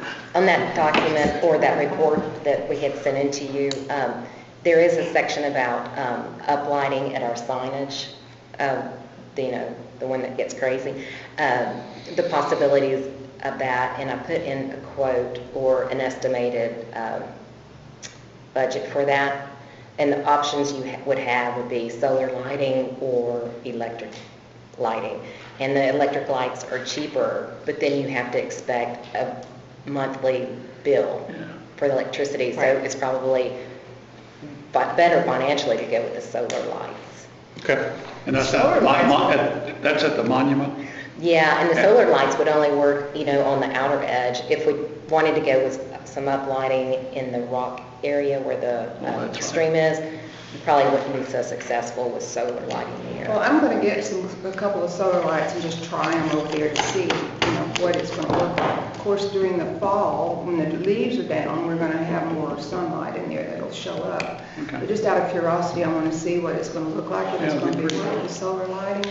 Because I would like to have them on the, you have them that will attach, you know, you've got the attachment that it just sticks on. You have motion detection on some of them, or you just got some that have nice copper color, and you can put them along steps, but they're on the big sign. I'd like to have something uplighting in that on the boulders, but we're going to try it out first to see how effective they are. Well, thank you all Thank very you. much for your Yeah. work. We need to kind of move on now because we're heading towards 2 hours. But before we do move on, I want to put a plug in for our middle school football team. because both Kim Fookes and Amy Speak's kids play, and we beat Saudi Daisy 32-6 last night. They're all three of those kids are stars on our team, so thank you very much. Oh, you're welcome. Thank you. Go Eagles. But thank you very much. Yes. And she has one that's in the band too. Yeah, so all departments. I haven't seen the band go yet, so couldn't comment on it. Well, thanks for taking time to listen to us and Sure. acknowledge Thank you. the. Keep coming back. Okay, we will. And I was going to ask you all something real quick that has nothing to do with beautification, but when we were going over those fees for, non-residential use, I wonder if y'all could think about it when you're thinking about all that, to lower the non-residential use for the library, because it's an educational situation. It's not just running and jumping and learning about sports. That is an education, but No, it's definitely educational. definitely. That's a great point. And 3 years ago, I was in there and a little boy went to do something and he had to pay his fee of $70. And he had no soles on his shoes. And I knew he was having a hard time financially, and he took care of his grandmother. And he was even driving without a license, so I know that he was really too young to drive, but that was his only way around. And sorry, nobody heard that. Anyway, it was just sad, and I said, why are you joining for $70? And he said that's all he had was library. That was his source for schoolwork and everything. Okay. And just Thank wanted you. to- Thank you. Yeah. That's a really good point. You're welcome. Definitely educational. All right, next we have to hit Centennial at some point. Can you just give us I'm sorry, Bob, can you just give us a Basically, they're still meeting Quick with their summary. lifestyle sections, Okay. and I don't think that they finished the last two.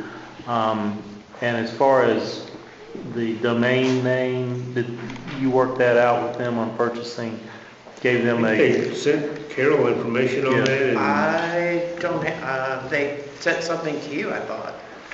I'll check. Okay. See, I know I've sent. I don't have much else to report other than still doing the lifestyle section. sent Patrick an And I didn't email. bring my cell phone in, so she may be burning up my cell phone about why she's not here today, so I can't speak to that. But they're moving forward? Yeah. Are you Yeah. comfortable that I think we're that at a they're- progress rate where we need to be given our time frame? Well, ideally, it should be this month, that all that should have been taken care of, so, They promised to come to the Yeah. September agenda meeting with everything laid out. Yeah, exactly. So they've got a lot of work between now and September, because I Correct. really want to get to all those folks we want to invite and have the specific times. and- absolutely. I Okay. mean, that was supposed to be today. Okay. As far as the date for the, Well, they have one more month, yeah. right? When's our meeting? When's our September agenda meeting? That's next on the list for discussion. Okay, well, we'll find that out. We're still on liaison? No, these were just, we went back up to the committee updates. We're not at, We haven't got. we're almost at the board liaisons. We got to talk about Okay. September agenda session first. Okay. Our next regular meeting, we just said is, Finish boards quick. We didn't finish boards yet, did we? no, we haven't gotten Okay, started I'm yet. sorry. We're not even there yet. We'll get to that right after this. Next regular our regular meeting is when? Regular meeting September 11th. There it is, okay. And what's the discussion for the, We touched on this at the regular meeting, but we pushed it till today for further discussion. I will be in a conference on the 22nd, which is the date of our work session, so We need can to move that. determine if, I can't be here the 22nd anyway. It's 2 days before I am. so do we need to go to the There's- 15th, which I can't be here?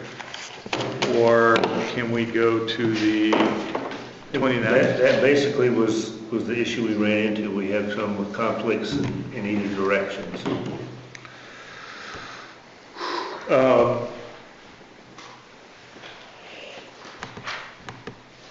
We can push it to the 29th. It's okay by me, I mean, and that's how long I'm out of before town the... that day, but And the 9th, so that gives us plenty of time. It gives us 10 days at least until the regular meeting. So has it been reset? No, we're talking We're talking about moving it to September what, 29th? But then Dan can't be here. Would you guys be okay without me? Can we load up the agenda that day? and stuff? Or- You can no, prepare a recording. Are you comfortable with that? Yes. Okay. If everybody's have to leave comfortable, early then we'll move it to Friday, September 29th. Is that okay with you? It's, I don't think, Okay I with can't everyone? comment on it yet. I don't know. All right. I don't think there's a conflict, but I don't know. Are you around? I'm here, but I'm going out of town. I may have to leave a little bit early if we have like a marathon meeting. I'm fine with even going earlier on Friday. I'm fine with going So if you could go earlier. earlier on Friday, my gig's up in Kentucky, so Okay. I just got a 4-hour drive. Do you mind, like, going 9 a.m. meeting? I can't make it. Okay. How about 8? I mean, I I can't make it couldn't 8. make any different other than what we normally do on Friday. At 12:30? What about 12? I'd have to get and see what they booked. Well, I'm sure I can budget. What time do you gotta leave by, Dan? I'm not sure, to be honest with you. It's about 4.5 hours. And gotta get there. Let's shoot for noon on that day, so we'll move it a half an hour. Is that better? Yeah, because then he. And let him check, and if he can move that appointment or his last appointment or whatever, then hopefully be there, and that gives Dan a little bit of time. We can make sure Dan's here. Dick, you okay with that? Yeah. Okay. I'm not gonna make any official, but let's, or do I have to, if we're moving a meeting time? No, we'll make it, we'll do Publish that. We'll just get it announced. So Friday, September 29th at noon.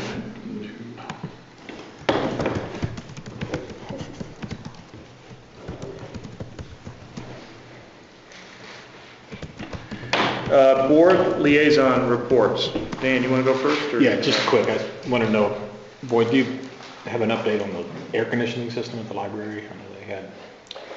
they have, we had 2 different companies look at it, and they're going to be replacing one of the compressors, and as far as I know, they've been told to do the work, so as soon as they have the parts and are able to, It's also that, I think we should at least bring up and get on the record, we are going to have to totally redo the library board, just so you know, by state law. Would you like to brief us on that, or should we not bring that up right now? Oh, I've sent that on We the can bill. put it on the next work session. Yeah. I've sent that on the bill, but we are going to have to look at the organization of the library and associated operation. There's a state law that kind of requires it to be like the planning commission now, where it's kind of an independent, outside of the town. Correct, is that, it's not exactly like the planning commission, but it's. Yeah, I can wait and hear it. Well, the indication is that the authority and powers of the library board would be far above what they are now, and transfer some of the authority and power, for lack of a better term, that the town currently maintains to the board itself. And the intention wouldn't be to replace anybody on there. I mean, that's obviously it's council call, but just convert them into what they need to be, but that's going to take us a couple months to get to that point. What else? Anything else, Dan? Amy? What? I don't have anything on the library. Liaison? No. Oh, liaison okay. report. I have nothing on rec, nothing on personnel. Can you give a And I'm SSVC going to update? SSVC. So our last meeting, we are almost completely done with the budget. They voted on 2 proposed budgets that'll be published in the final report. About 4 to 6 weeks out from the final report, we've got several meetings coming up in September that will be advertised. One issue that did come up, one of the members, her subcommittee was quality and the survey, and the intention was to get it to Hamilton County teachers and administrators to find out their opinion, what would they like to see, and give them an anonymous forum. We were given permission from Hamilton County to Department of Education to send out the survey, but they didn't want it to come from them. And what happened was that when Susan tried to send the surveys before the deadline, every one of them to a Hamilton County employee email address was returned as blocked. Not saying it was Hamilton County, just that there was no way for her to get them to the teachers, and then she did end up sending them from her personal email, and all of those went through, with the exception if there had to be no language of SSVC or independent school district in the wording. Subject. So she was able to get it to a few, but unfortunately, most of the teachers were not most, but a good portion were not reached, and you just hate that that's how it was viewed, that the committee was not reaching out, but they did really try.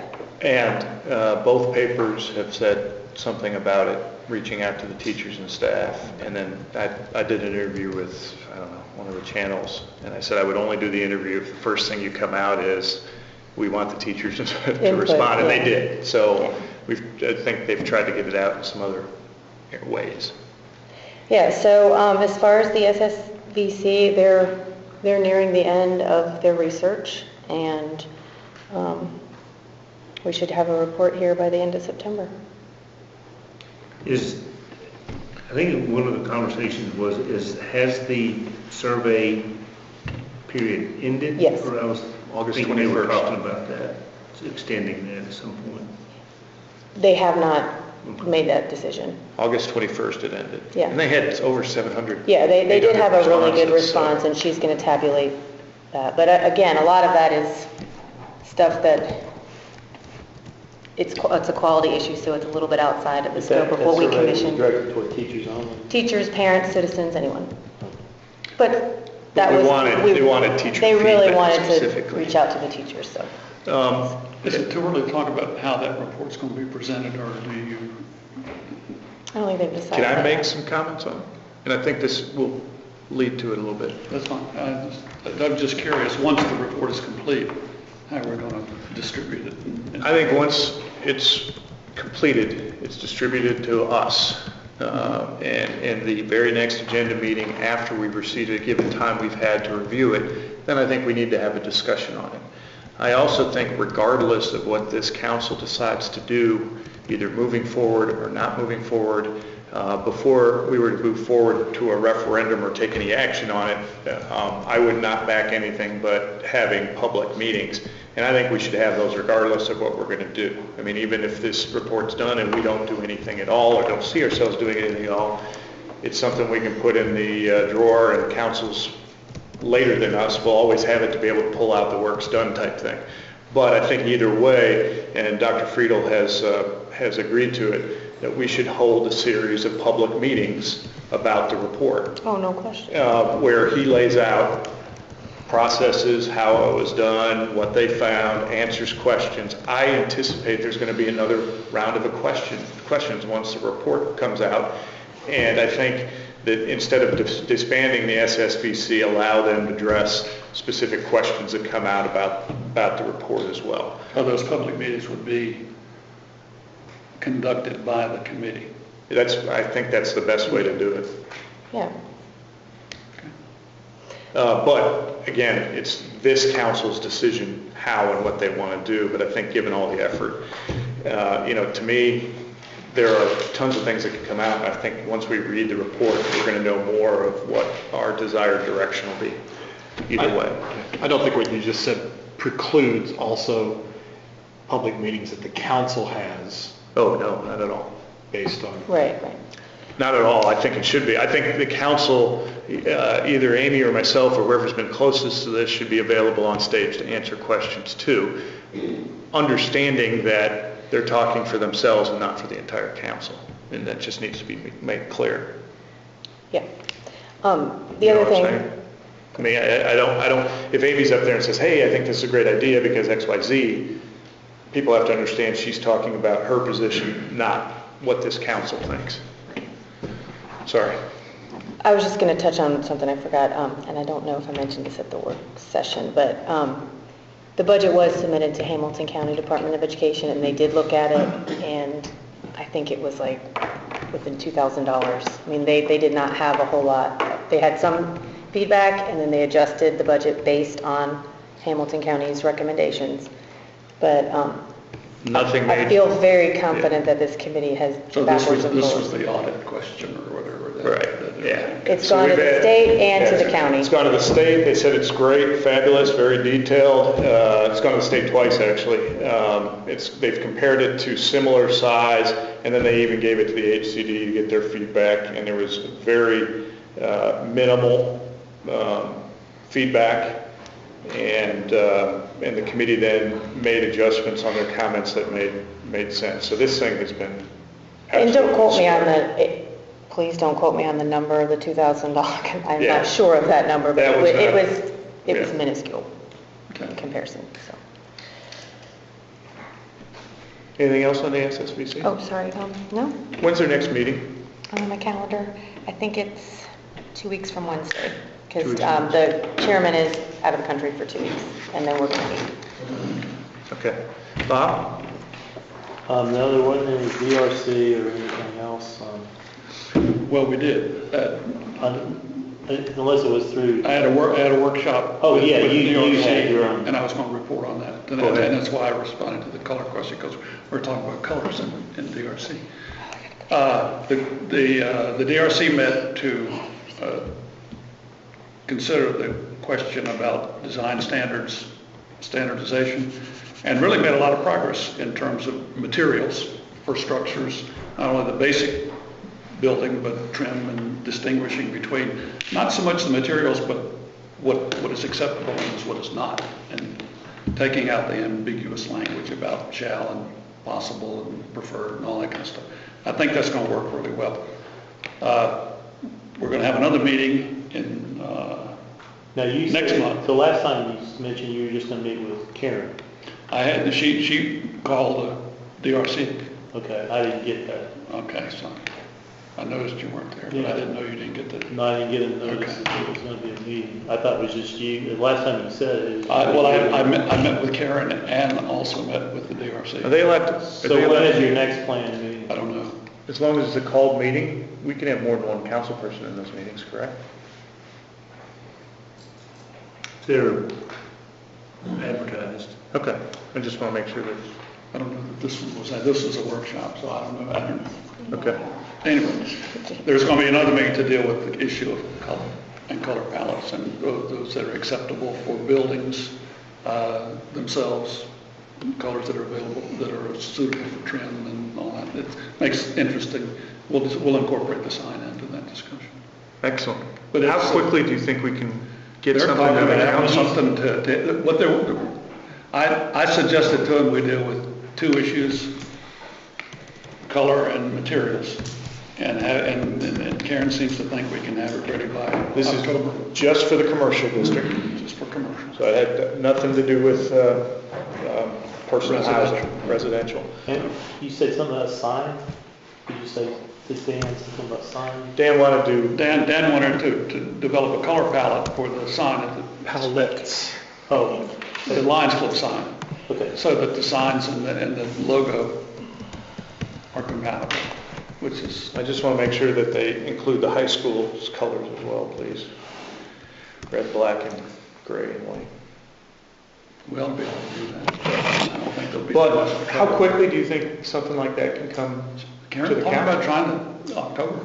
Do you need Phil to attend your next meeting so he can start writing up the amendment? Well, I don't know. What they're talking about, the way I think it's going to be handled, rather than with narrative and verbiage, is with a table. And so I'm not sure how many words need to be really changed, a whole lot. But you'll have for structural materials, acceptable and possible based on variance. Trim, I mean, and it'll be tableized, whatever that. Well, I understand. And so- So you are going to change the actual code Yes. because I think this is a great idea to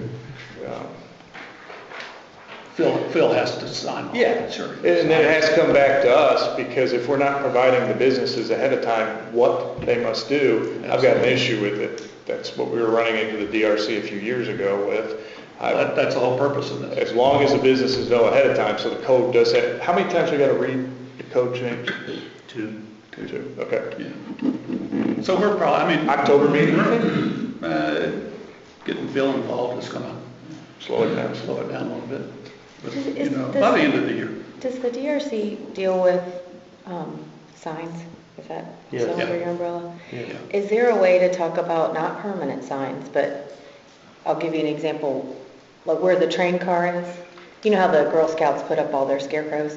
So like if MEF is having an event, they can't put a sign, a temporary sign, which would literally be like maybe 2 weeks, saying this is going on at the high school or the middle school or other fundraisers that are going on that support our mountain. Is there a way to make some sort of ordinance or change where it would, we could put parameters like a temporary thing, or is that a big, I know signs in the past have been a heated discussion. Can we make it neon? Can we make it? I'm just teasing, sorry. those, only 2 weeks those a sit- year. those situations are problematic in terms of control. If you let one group do it, then how do you? Well, that's what I'm saying, can we put language in where we do put regulations? I think there is some language that covers temporary signs. Or can I people can't apply recall it, to tell you the truth. And we can decide, so hey, this is MEF, we've There seen is, your that's what sign. DRC does. But We Chuck won't put up would a be sign, the one that you could talk to. Like So- they can pretty much put them up at our sign stand that we've talked about. Right, that is That's okay, but called. I'm talking where the train, Yeah, if you that's put it- sometimes hard to read when you're driving, but the train spot, everyone stops. Staff has to say okay, and then it has to go in front of DRC to get their approval. Okay, No. so MEF could apply for that? No, No. Steph? No? Okay, that's what I'm getting at. Temporary signs in municipal parks, you're not supposed to post, period. And is that like in our charter, or is that like, No. who made that It's in law? the- If you want to bring it to here and vote on it, then it would be you could probably get it through. Okay, Is that, I mean, Chuck that's actually just goes taking it to around and pulls I don't up agree with it, but you could Yeah. probably, temporary that's the way signs I to know. do it. in the right of way. I know. And that's, we are not prone to approve temporary type signs.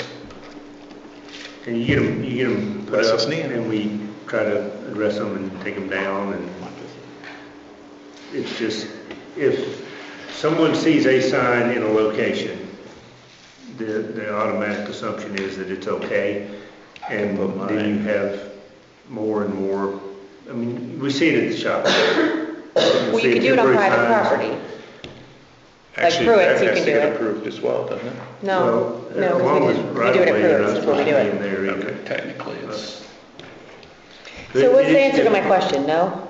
We can't find some way to, The only way you do is by bringing it to this council, and the council could vote to do it. That is, we are the variance Yeah. committee to the DRC. okay. Right. So does that go at a council meeting or a work session? It's a council meeting? you can do it either. Okay. It's not a financial issue, Okay. right? I mean, that's the only way to get around what we're talking about. You change the regulation if you think that's the wise thing to do. So you're not saying we kind of can't temporary one sign do you off have one, in mind? we would have to change the A regulation? banner, so Celebrate Education is in October, in September It's not gonna go, for MEF. What? because we have to actually change the entire regulation. Well, I'm not saying it's not gonna go, but my guess is we would not change the entire regulation. Where would the banner? By the train station. Those signs. Where? Where we have Like the you train say, just normally MEF for can Christmas do are it? used to. Okay. That one Right, little that's what spot. I'm saying. I mean, that's just such a visible No, it's gonna be area. on that Town floodgate. Town property. Right. Right. And then there's another one for sports boosters coming up in October. Yeah, it's gonna be tough. Yeah, we do let businesses put temporary signs up on private property for events, like sales or, I see them at. That's kind of where I'm going, like if it's an event and it's temporary. Short term. You But I don't know if we you do can that. get permits for temporary banners in certain locations and for certain things. Okay, But Is that through DOC? that would be through Chuck. But Okay. town properties and right-of-ways and parks and all are not locations where those are permitted. So then how do we have the Girl Scouts putting up scarecrows in those locations? Because they're Because they're the Girl Scouts? scarecrows. So if you build a zombie scarecrow, I did that last year and they took the sign down, which is where I'm getting at. Like, I actually built the We have scarecrow. made them take banners down next to the scarecrows. Because like at the Welcome to Signal Mountain sign, had a scarecrow there, and it was fine, we've always supported that. But there was a huge sign next to it, and we said, you gotta take the sign down. Scarecrow's fine, but you have to take the sign down. We're just picky about signs. May I ask a question when you're on the park situation like that? yes, ma'am. Permanent signs are not allowed on our parks. No. What about the one that's there at Adams Square now? The blue sign for the dentist. It's got 4x4 posts and it's a Shouldn't blue be there. sign. If it's on our land. It's on the park property, out right by the driveway. It's not even 10 feet off the road. Eric's saying no. I'm I don't know what not, you're talking about. Chuck's handled that.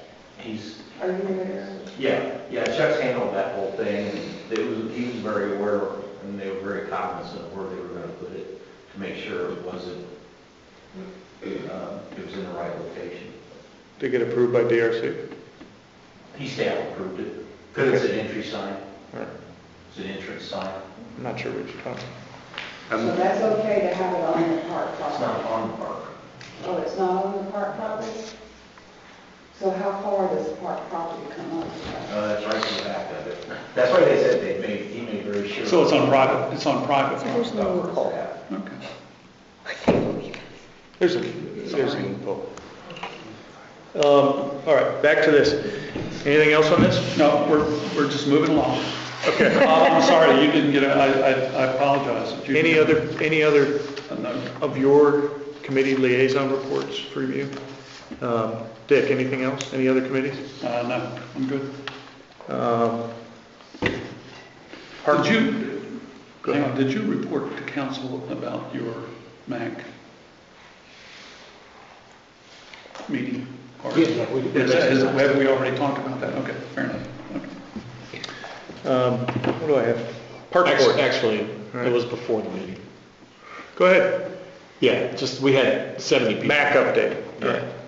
We had, and I wouldn't do this if Dick hadn't said that. No, that's fine. That's good. Because you're the board liaison. I know, but I Yeah. haven't been to a meeting, so I need Well, just you in a the latest nutshell, we information. had 68 people show up at the last public forum to talk about ideas for moving forward with the public-private partnership sort of things, and wheels are turning, and just, I'm very excited, and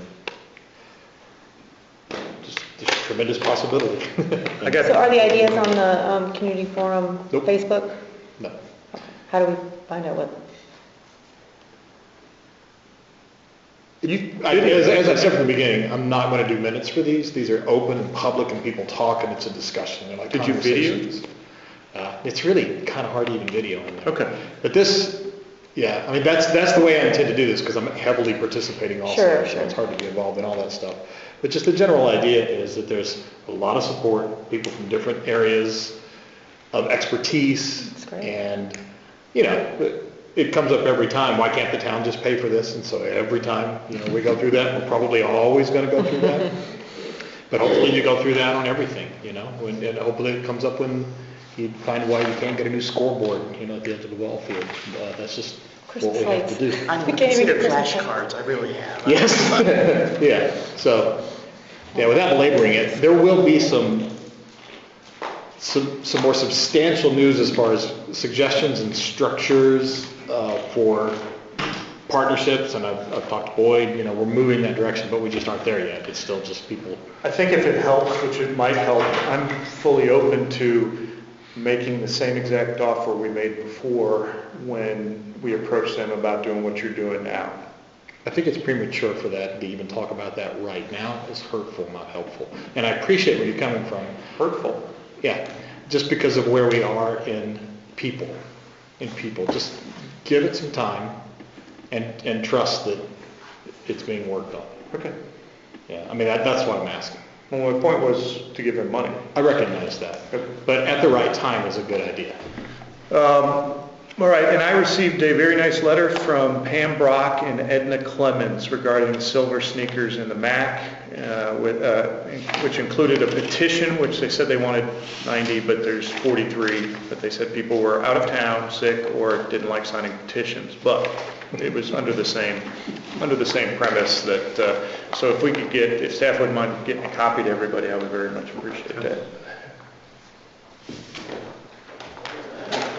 Anything else on the map? All right. I had the Parks Board. We did not meet, but I do want to talk about the SSVC for a second. And I want to wait till Amy comes back, because since that's her committee, if you don't mind. So if we go into manager's report for right now, I'll jump back to it. Well, let me say, I want to add something to what I just said, since we're waiting for Amy to come back. Because I felt like everything I said was mildly rambling, and it seems like I was trying to obfuscate, and that's not the purpose. If I had planned on making a presentation, I would have made a presentation. But speaking ad hoc about lots of people's input, I just wasn't prepared. Okay. I'm sorry. That's fine. No, that's okay. That's okay. That's not it. That's what No, I'm saying. glad you did say something, get it right on the record though. But I think if you do have that presentation, I think it's important for folks to see. Yeah, if I planned on it, I had one. No, but later, I mean, it opens the door that you can do it anytime. And we're moving that way. Anything else? Let's walk into manager's report if we can. Main things, the water project is continuing. They're nearing the point where they'll be doing the bore under Ridgeway at Laurel. That will finish really about the third phase of that project, and then they'll be moving over to South Palisades. They actually have 2 crews working, so the timing on that's not exact. They may start South Palisades before they finish up at Laurel, but we'll try to, as best we can, make sure people are aware when they're moving into that other area. What's going on with the project itself? Is it just improving the water lines, or what are they? Right. The James Boulevard section where they started was simply to upgrade the system before we did the road. Just as a timing to make sure that's done before the new road goes in. The rest of them are improvements to the system to improve fire flow. And there'll be some other benefits in terms of looping systems and stuff, but primarily it improves the fire flow in these areas. So is it like going from 10-inch to 12-inch, or what is it? What are they doing? Well, there's some looping associated with it so that there's additional flow. They're replacing old lines with new. It's a variety of things that each of these areas were looked at, and it was engineered so that it would increase the flow in those areas relative to the ability to flow significant quantities of water, as opposed to just having enough pressure to provide residential service. Continue to work on the Shoal Creek Bridge project. We have reviewed and sent out the letters for the easement acquisitions. People that have either temporary construction easements or permanent slope easements on their property are compensated for that, so that's all been calculated. If there are trees taken out or bushes or anything like that, that all goes into the calculation. That's been done, and those letters have been sent out, and we'll be meeting with those individuals to try to formalize those agreements so then the project can move forward. So the project is moving forward by this process, but it's something that has to be done ahead of actual construction activity. Beyond that, a lot of the stuff we discussed today, we've spent a tremendous amount of time on the fire station in the last few weeks, so that has been one of the major projects. One of the things that the council did in this budget was to approve a new administrative position, which is the Special Projects and Compliance Manager. I have conducted interviews for that position from internal candidates, and am working on filling that position. Those are the main things that have been cooking. What about James Boulevard? We are still waiting for notice from the state. I thought we said last meeting we got it. We had what was termed an approval, and then immediately behind that, we got another letter from another division of the state that requested additional information. So it was, you have approval, haha. Hold on, Just joking. hold the train. Mhm. Literally, quite literally, hold the train. Yeah, hold the trolley train. I wrecked on All this right. trolley train. There's no way to have any, We, no. So we have no idea when, how, where, what if. We, as always, we think. what was the hold up on this last letter? What did they ask for I specifically? don't recall specifically. Is there anybody we can call to get help, or is it just hands up? I mean, we are doing everything we're asked to do and providing everything we're asked to provide very quickly. Are they mad at us? So, I Can we think it's clear just some of the process. gravel? Pardon? Can we, I mean, there's gravel almost all the way into the other side of the road. They're working on that. We're actually looking very at trying to messy. get that stabilized so we can pave it and temporarily fix it. That's the water line project as opposed to and the issue with those situations is having that area compacted and stabilized enough so that if you do put something on it, it'll actually stay. So they are working on that, and they still have to go back and do residential connections in some of those areas too, which prevents actually paving it. So Okay. to the extent possible, we're trying to stabilize those areas. When we get through that project, we will, all of our fire hydrants then will be up to code from a flow standpoint. I don't think we will have any that are, That's the goal, right? That was to get That's us, the goal. to get us to where I we're should, fully compliant. yes. I mean, I know you're always going to have There's always A straight line. in that area, there'll be, yeah, okay. But we will have identified the yeah, and that's sort of the most, I can't think of any right off the top of my head that we've had okay. any issues with. Good. that was my position. I didn't want to speak too quick, but I can't think of any others that would be an issue. Okay. You good? Yeah. What about the Macc? We approved $300,000 in improvements. Where are we on that project? The plans have been sent to the state. It went in, they initially asked for some clarification on where we are now relative to the original project. Eric drafted that, we sent that to them. There's been conversation this week with the inspectors and plan reviewers at the state. They found that it is there, and hopefully they're working toward moving it up the queue for final review. So, Any ideas? No. The person I talked to from the fire marshal's office knew that it was in office, but that's all he knew. So now we can lay this on them instead of, It's in their report. Now, that leaves the back open longer, that's good. and again, I don't know where this question came from, but it's something that's rattling around the back of my head. If you did sprinkle the cafeteria, would that area be able to be connected between the old piece and the new piece? Would you be able to connect it or used? What's your, Or just as a conduit to get from one side to the Well, other? you'd have to enter it from the outside. It'd have to be separated from the rest of the building. is there a separate entrance? Is there a separate entrance to it? There are some. From the back? Not easy. So if you just sprinkled that room, you'd be able to use it? you would have to build another fire separation wall between it and the middle part of the building. So the Which is Lions not in our Club would not be able to $300,000. use that Okay. building, I mean, that room anymore? Not after we start the project, no.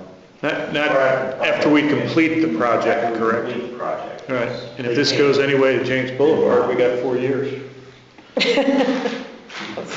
mean, I know it's funny, but. It's not funny, I know, I'm sorry, that's why I laughed. I'm so completed, you know. resigned to it now. It that is I like Exactly. unbelievable. But Barb, what are the plans for, I mean, I'm just trying to remember that, since things have been in a flux, where do they plan to hold their meetings, or that's up in the air? We got a long time though, probably, Bob. That's the point, because it's in the state's hand now, and it's not until after we finish the project. I'd be very surprised if this project gets done by this time next year. Unfortunately. I mean, the last time we sent the shop drawings up for the original sprinkler plan, it took them a month or so. So I would think that in a month or so, we would have something back. And then we can put the RFP together, then we go out to RFP, come in $100,000 more than what we expect, and so we'll have to figure that out. And we're 6 to 8 months away for that still, would be my guess. I don't know, am I that far off? No, I think you're right. Yeah. So. Anything else on that? Anything else, Bo? No, sir. Okay. Any other projects we're working on that need an update? Public Works facility is very near completion. They're testing and the fire alarm system is the only thing really that's holding up us moving in there. They did some testing, identified some issues, so they're working to correct that. So literally that's the last thing on the checklist that keeps us from at least getting in that building. And then it's just small punch list stuff. I had a mention, compliment from a citizen that the road they paved that goes into it looked really nice. Question though, technical about that though. Took some stuff up there the other day. The concrete on the side of that road, I just can't believe that that's correct. It's about that thick on the right-hand side as you're headed out of the construction dump area. It's just, I've never seen concrete poured that thick without some sort of something beside it. Do you know what I'm talking about? They'll be stabilizing the They're gonna sides stabilize of and fill that? the concrete. Yeah, and it's roller compacted concrete as opposed to poured. But there is to be stabilization along the sides of that, and we have some issues with Oh my the, God. compared to what was there, it looks great, but we do have some issues with some of the quality of that surfacing, so. You know what I'm talking addressing about. that. So they tore down the Quonset hut. I hate to do this, can we come back to this on other business? Because Amy has to leave, so I want to get through the tentative agenda and get her other business, and then she can go. I don't have any business. Anything on the tentative agenda for you? Anybody on? I got some other business. Okay, anything on it? I don't know where to put it. The Georgia Avenue question, we said we were going to. Carolina. Oh, I'm sorry, Carolina. Yeah. I don't know Excellent. if that needs to be an agenda item or whether we wanted to draw that to a close with a letter, however we want to resolve that. But we need, in my opinion, we need to state our position. I think the letter needs to come from Phil. Would you agree? Absolutely. Can we have him draft up a letter based on staff's position? Is that good? Yeah, Okay. I just think we need to go ahead. I do. The substance of that Put is our stating position that they can pave it if they want to. Sure. Yeah, need to give us a warranty, but go ahead and do that. Yeah. To be clear though, did the recommendation from the planning commission, I'm trying to remember if we actually sent a recommendation before council, which was the one that Jason had worded. And I could find the wording on that specifically because I wrote it down that day. Did that come before council or did we vote on that at planning commission? Do you guys recall? I can go back and find out, but I don't remember the exact wording, but the recommendation was that the town not build the street. That's right. But to cooperate with the citizens in terms of letting them pave it if. with some sort of a they hold chose to. harmless agreement, Right. as part of that. But do we need to vote on that as a council? Is that the resolution? Well, I think we'd wait until the letter came back from Phil so we knew exactly what we're voting on. I'm just wondering if the planning commission has a recommendation for the council, if the council isn't The way I said required to it, vote on it.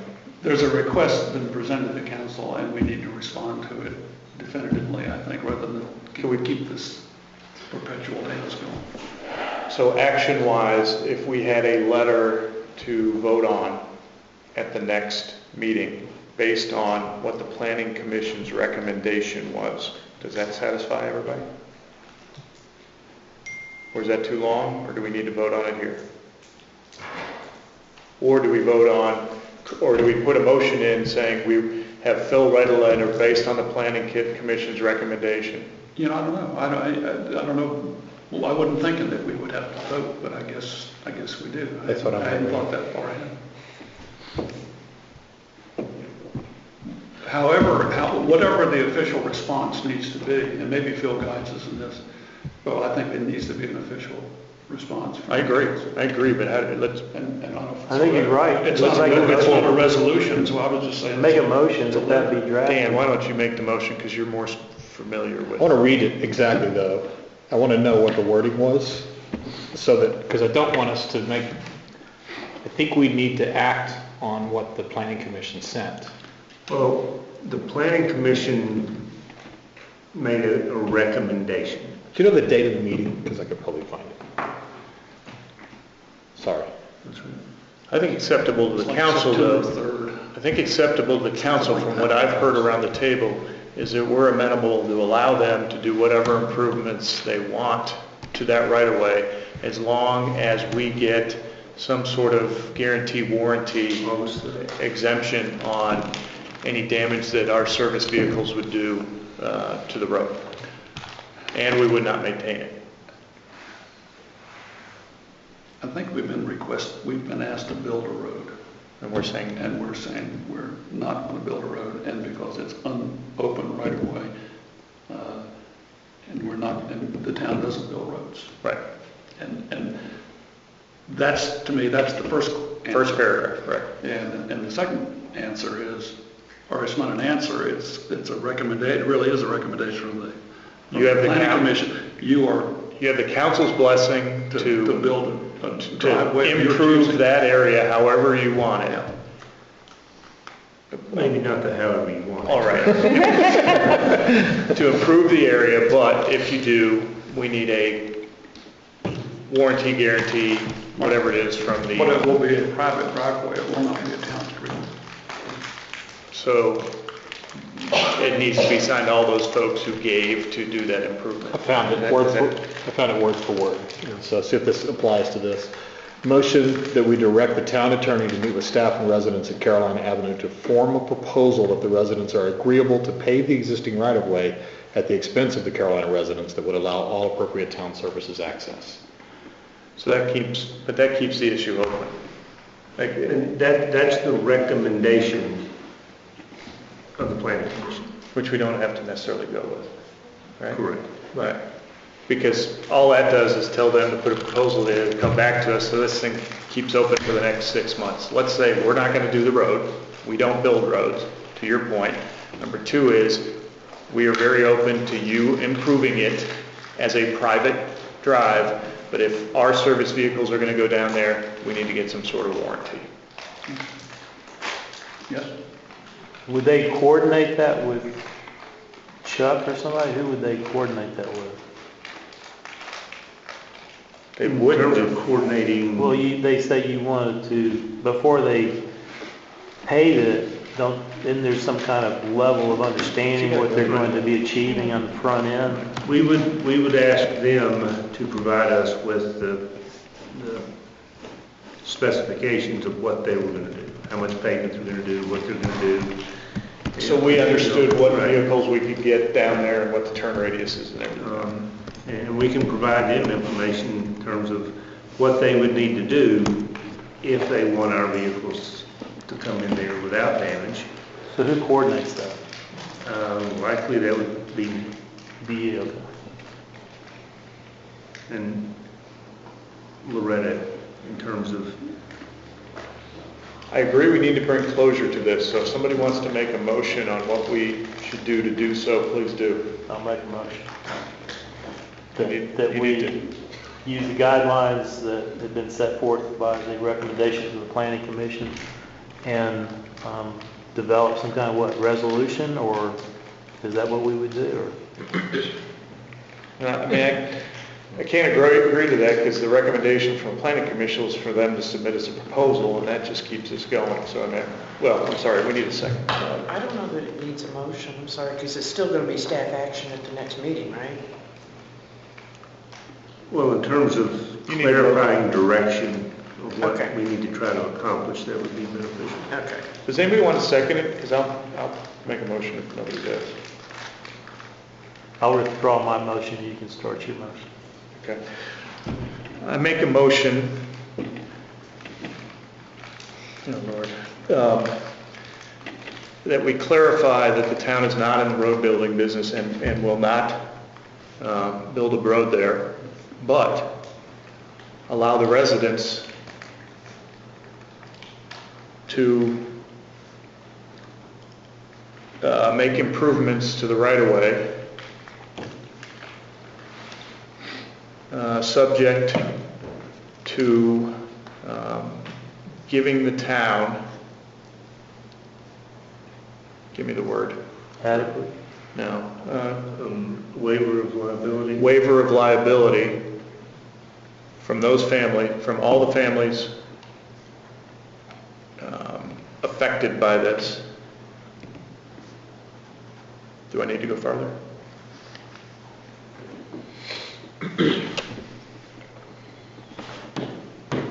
Dan, do me a favor, read that recommendation again, planning commission. Motion, hold on. Just till we get to motion, just let's set the I thought you were motion because finished. we're in the I'm middle. sorry. I don't know I'm if sorry I'm you're finished finished. yet, I'm sorry. Am I finished? You want me to read back what I've got, my understanding of what we've got? So we're clarifying that the town is not in the road building business and not going to build a road. Allow the residents to make improvements to the right-of-way, subject to giving the town a waiver of liability from all the families affected. Do you want more in there than that? I think we need, ma'am, Please. I think we need to identify it as Carolina, the extension of Carolina Avenue. Yeah, you can identify that in into the front of the, this. Into the Got unopened it. right-of-way. And take out the road building business, just that we're not going to. Yeah. Because we're that's not a little gonna go- snarky. Thank you. I wasn't intending to be snarky. Yeah. Do we also have Well, to we're at follow up 3:08, saying so- that the town attorney will It's okay. be, All right. So I'm going to just change the first part of it, say clarifying that the town is not going to build a road extension on Carolina Avenue, but will allow the residents to make improvements to the right-of-way, subject, et cetera, et cetera. And I'm going to put something in bidding, direct the town attorney to put together a letter that specifies those things. Are we talking about the wording of the motion? Yeah, Is that open to talk about? yeah, I guess. So We're also not had some going to, whipping the hell out of this. we're also not going to build a water slide. I don't know that you pass resolutions for what you're not going to do. It's not a resolution. I didn't make a resolution, did No, I? it's a motion. No, it's a No. motion. Okay, what were we? What It's a we're gonna- direction to staff and our town attorney to create a correspondence to the Carolina Avenue folks saying that we will not build a road here, but we are open to allowing you to improve the right-of-way as long as we get some sort of warranty. That letter will then be brought back to us at the next meeting so we can approve it before it goes out. Sure. It just seems the second half of that is all you need because it contains ex post facto. But the question they have specifically asked us is, build the road. And we're saying, we're answering that question specifically, no. But we're open to you being allowed to do so. Because we have to give them sort of approval to do that because it's a right-of-way. And that was the clearest that he said it in that short sentence that time. It's You hard. get the premise, and I'm allowing you to Okay. do it however you think. Could you read it back? How much time have we got? All right, so basically, let me Making the budget meeting synopsis here. Please. So you're directing staff to, you're directing the town attorney to write a letter clarifying that the town is not going to be building a road extension on Carolina Avenue, but allowing the residents to make improvements to the right-of-way subject to giving the town a waiver of liability. Sounds good to me. Dan? You like that? There's a little bit of a problem. Well, if this isn't, well, let me finish. If this isn't teeth, you might have a situation where all the residents don't agree. Right, that's why I required all of them. Yes, he did say that, all Okay, families well, that affected. didn't say that, but, okay. I will make sure I include that. And we don't agree that they can prove it unless we get a warranty from all of them. Bob, is that wording okay with you? That's fine. Amy? Yes. Dan? Since you've made a motion, do you want to do a second and a vote? Yeah, let's do a second, discuss. I'll second. We got a second from Dick. Dan? If you want to add something, if you want to take something away, Well, let's talk about it's it. just the discussion part, and I don't know that we need to discuss this, but tell me if I'm saying this properly. Their basic argument from David Evans is that we're required to, and that we've accepted it. Our basic response to that from our attorney, and based on everything he's told us, is no, that's not what that means. So therefore, we're saying, no, that's not what that means, therefore we're not doing that. But we are open to this. Is that a good Yes. summary of the whole thing? Is that what that says in everybody's mind? Yes. Okay. I think And the intricacies of what that looks like if they want to do something is something that will be dealt with, on the back end of that, in terms of if some of them want it paid and some of them don't, and all that, we'll have to work that out, but this is really just a matter of stating council's position, and if they choose to move forward on it, then we'll... God, I hate to belabor this, but what happens if all but one want to sign that warranty? Then we don't accept it? Well, that's what I'm saying, That's that's service stuff down something there. Phil's gonna have to deal with, that if three of them want to pave and the other one doesn't want it paved. So we did not specify in the letter the language he needs to use to make sure that happens, but we've asked for him to address that intent. I think the important thing is really the very first thing, we're not going to build. We're responding to main. Yeah, let's just get, That's really the question And then that Phil was can correct us. put to us, and we're not going to build a road. Beyond that, it becomes, So maybe we just say we're not going to build a road and just drop it at that. I still think we need to give them direction. I'm happy with giving him direction too.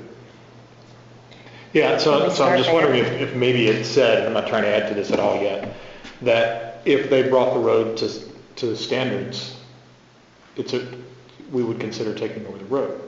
Maybe we don't have to say that, but that's also the other part of this, that if they I'm fine put with together that. like a subdivision. I'm fine with that. yeah, sure, if they built it and met the. I would like to amend my motion to add that if they bring it up to town standards, we would consider accepting it if they move forward with those improvements. Got it. Excellent point. Anything else, Dan? Anybody else? All those in favor say aye. Aye. Any opposed? 5-0. Phil's going to write that one. That's what they're going to do. I have got to go. I've got kids home. Thank you. And meetings after 3 make it really hard. Sorry, we just had a lot on this one and a lot. I don't have- Things went way long. My wife at home taking care of my kids. See you all later. Tentative agenda for September 11th. I'm asking that the Signal Mountain Golf and Country Club lease be on that if we can. We've been working. Meeting with the surveyors on Monday or Tuesday. Okay. And then we'll get numbers. Numbers are in the agreement. The numbers are not in the agreement. Well, I'm not going to vote for it unless they have signed it first. And he said they're Well, I don't- prepared to I sign don't it, think- so. Yeah, I saw that. If we present it to them for signature ahead of us approving it, I think that might be problematic. Okay, why? Well, council would need to approve the document and the content of that document before it would be sent to them for signature. That makes sense to me. Yeah. Okay. Whenever I dealt with governmental entities, you always have them sign first, so you know that they've agreed to all the terms. So when the council says, yes, I'm going to sign, they go back, you know what, though? The rate's a little high, and then they start arguing. Yeah, but we have to agree We with wouldn't what agree. the content of the lease is. But we've had the lease for 3.5 But years. it's had no numbers in it. Maybe there's an old lease, but the lease is changing. Bill is supposed to be providing us with a new lease. I think I've asked that a couple of different meetings. There's one aspect of the lease that hasn't been addressed, and that's any specific stipulations beyond the actual body of the lease. And that's the issue. Only concern I have is if we send it to them for signature, it's just like you said. We're basically presenting it to them and saying, here's the lease. And if they sign it, then there is an issue, then we are in the same boat you're talking about. I think our position is that it's thoroughly reviewed and approved, then it goes to them for signature. I'm fine with that. I'm just saying, every other governmental body I've ever, they're the last approval point on it. But they Now we're giving them last, and that's fine. I don't care. I don't care. I'm not saying we have to sign We've it. been doing this for 4.5 years. I just want to get it done. That's where I am on this. I mean, it's way too long. So whatever we got to do to get it done. So I'd like to see it on the next agenda. Yes, sir. And I think we need to have, for something that is that weighty, as far as the total amount of property it has to do with this town, I'd like to see the numbers. So the last thing we got from Boyd, I don't think there's anything since then, said, was where he attached the draft lease. We had to wait for the new fiscal year to get a survey and legal description completed, and we don't have those yet. And that was the only thing that's outstanding. The agreement of a company legal description, property involved, payment schedule, we haven't seen that, which will be reviewed each year relative to approved tax rate. So all of this stuff was waiting on all of these things to have happened, and that's why we don't have it, I understand that. Tax rate was just set. That's right. So, and what we said we were gonna do was, we're basically using the appraisal or the assessment we had done. Right. Because it hadn't been done by the tax assessor, but that was just done fairly recently. So, will we use that from this point forward? The next time they do a reassessment, we'll request that that's done again. So that gets us on the same cycle with regular tax assessments. So we have an assessment number, but until just recently, we didn't have a tax rate that's associated with that to make the calculations. Now we have that. Now we have funds to pay for. The survey is going to be close to $8,000. So We had to wait for the budget approved to. right. So to all do that. that's we're in a position now to start filling in the blanks you're talking about. Phil is the one that said we need to get a legal description that's much better than what we had. We're that about out of the gate on that. So we're in a position to move this forward now.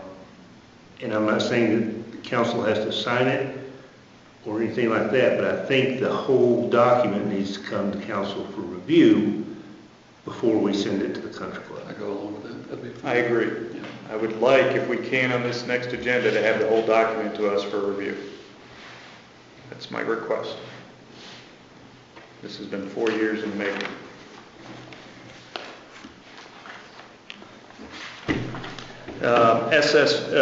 SSVC, other business. Who has other business? Go ahead. Jerry Palla from the Lions Club said that they had a group of individuals that wanted to consider having the road there on the highway renamed for the Medal of Honor winner in that area that monument's at, for Coolidge Highway. that little section of that road, and I thought it was a good idea. I wanted to bring. It's Coolidge, but that whole thing is Coolidge Park. Yeah. It makes sense down Coolidge Highway. Yeah. How do we get that Can we do done? that? It's a state road. It is. Go through TDOT. And it's already the TAP highway. That is actually Signal Mountain Boulevard. But it's not the TAP highway. When you hit the town limits, it becomes Signal Mountain Boulevard. When you get to the first intersection, Signal Mountain Boulevard, turns and goes into Old Town. That was the original Signal Mountain Boulevard. Where is it Ridgeway? When you come through the traffic light. Actually, CVS is a Ridgeway address because Signal Mountain Boulevard turns and it becomes Ridgeway. Does Ridgeway have any emotional meaning to anybody? Yeah, is that just? I don't know the origin of that name. Maybe we take the section that's named Ridgeway and do that. Yeah, but that's past Coolidge Park. Yeah, technically. I will just point out that if you change the name of Ridgeway, you're going to affect a lot of property owners. Yeah. If it were to be changed from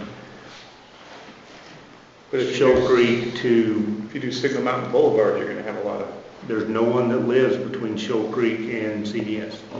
so it's not Signal Mountain Boulevard. It is Signal Mountain Boulevard there, but there are no residents in that area. Okay. So nobody would have to change their address. Yes, sir. Something I know in the past life that was done, so you don't actually change the name of the street, so it doesn't affect addressing, it doesn't affect GIS, it doesn't affect 911.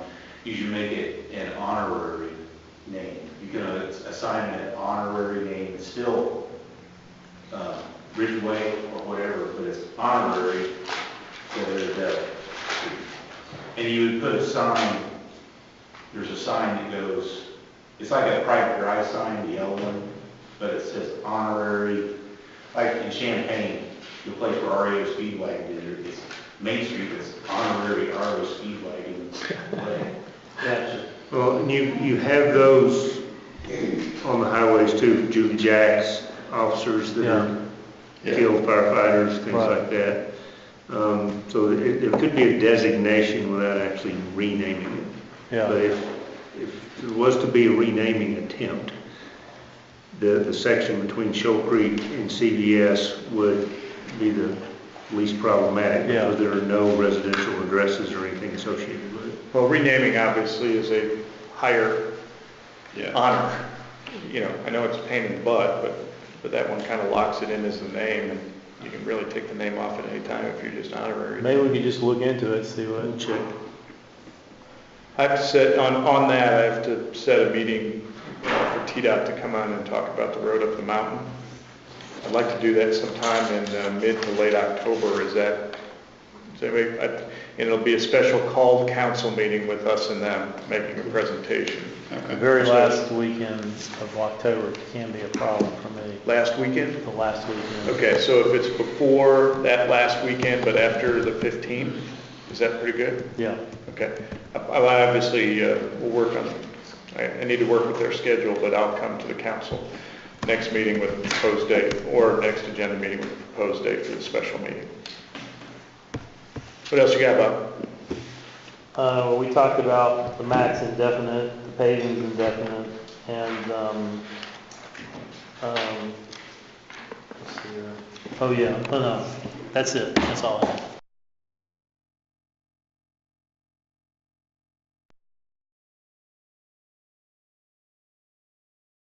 County is this is an SSV specifically. The county is holding a meeting on September 7th it's specified for the folks in unincorporated Walden's Ridge, and they are saying that they're going to answer questions that they have regarding a potential separate school district by Signal Mountain.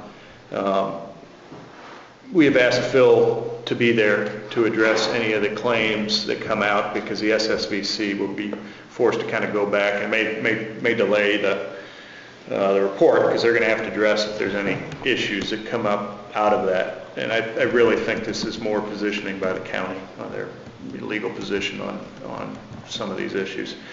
And the SSVC to have a legitimate, it will basically need to address the questions that are addressed there through their response as opposed to just the county's response. But want to make people aware if you're interested in it and you have questions, you can submit them ahead of time and you may want to be there.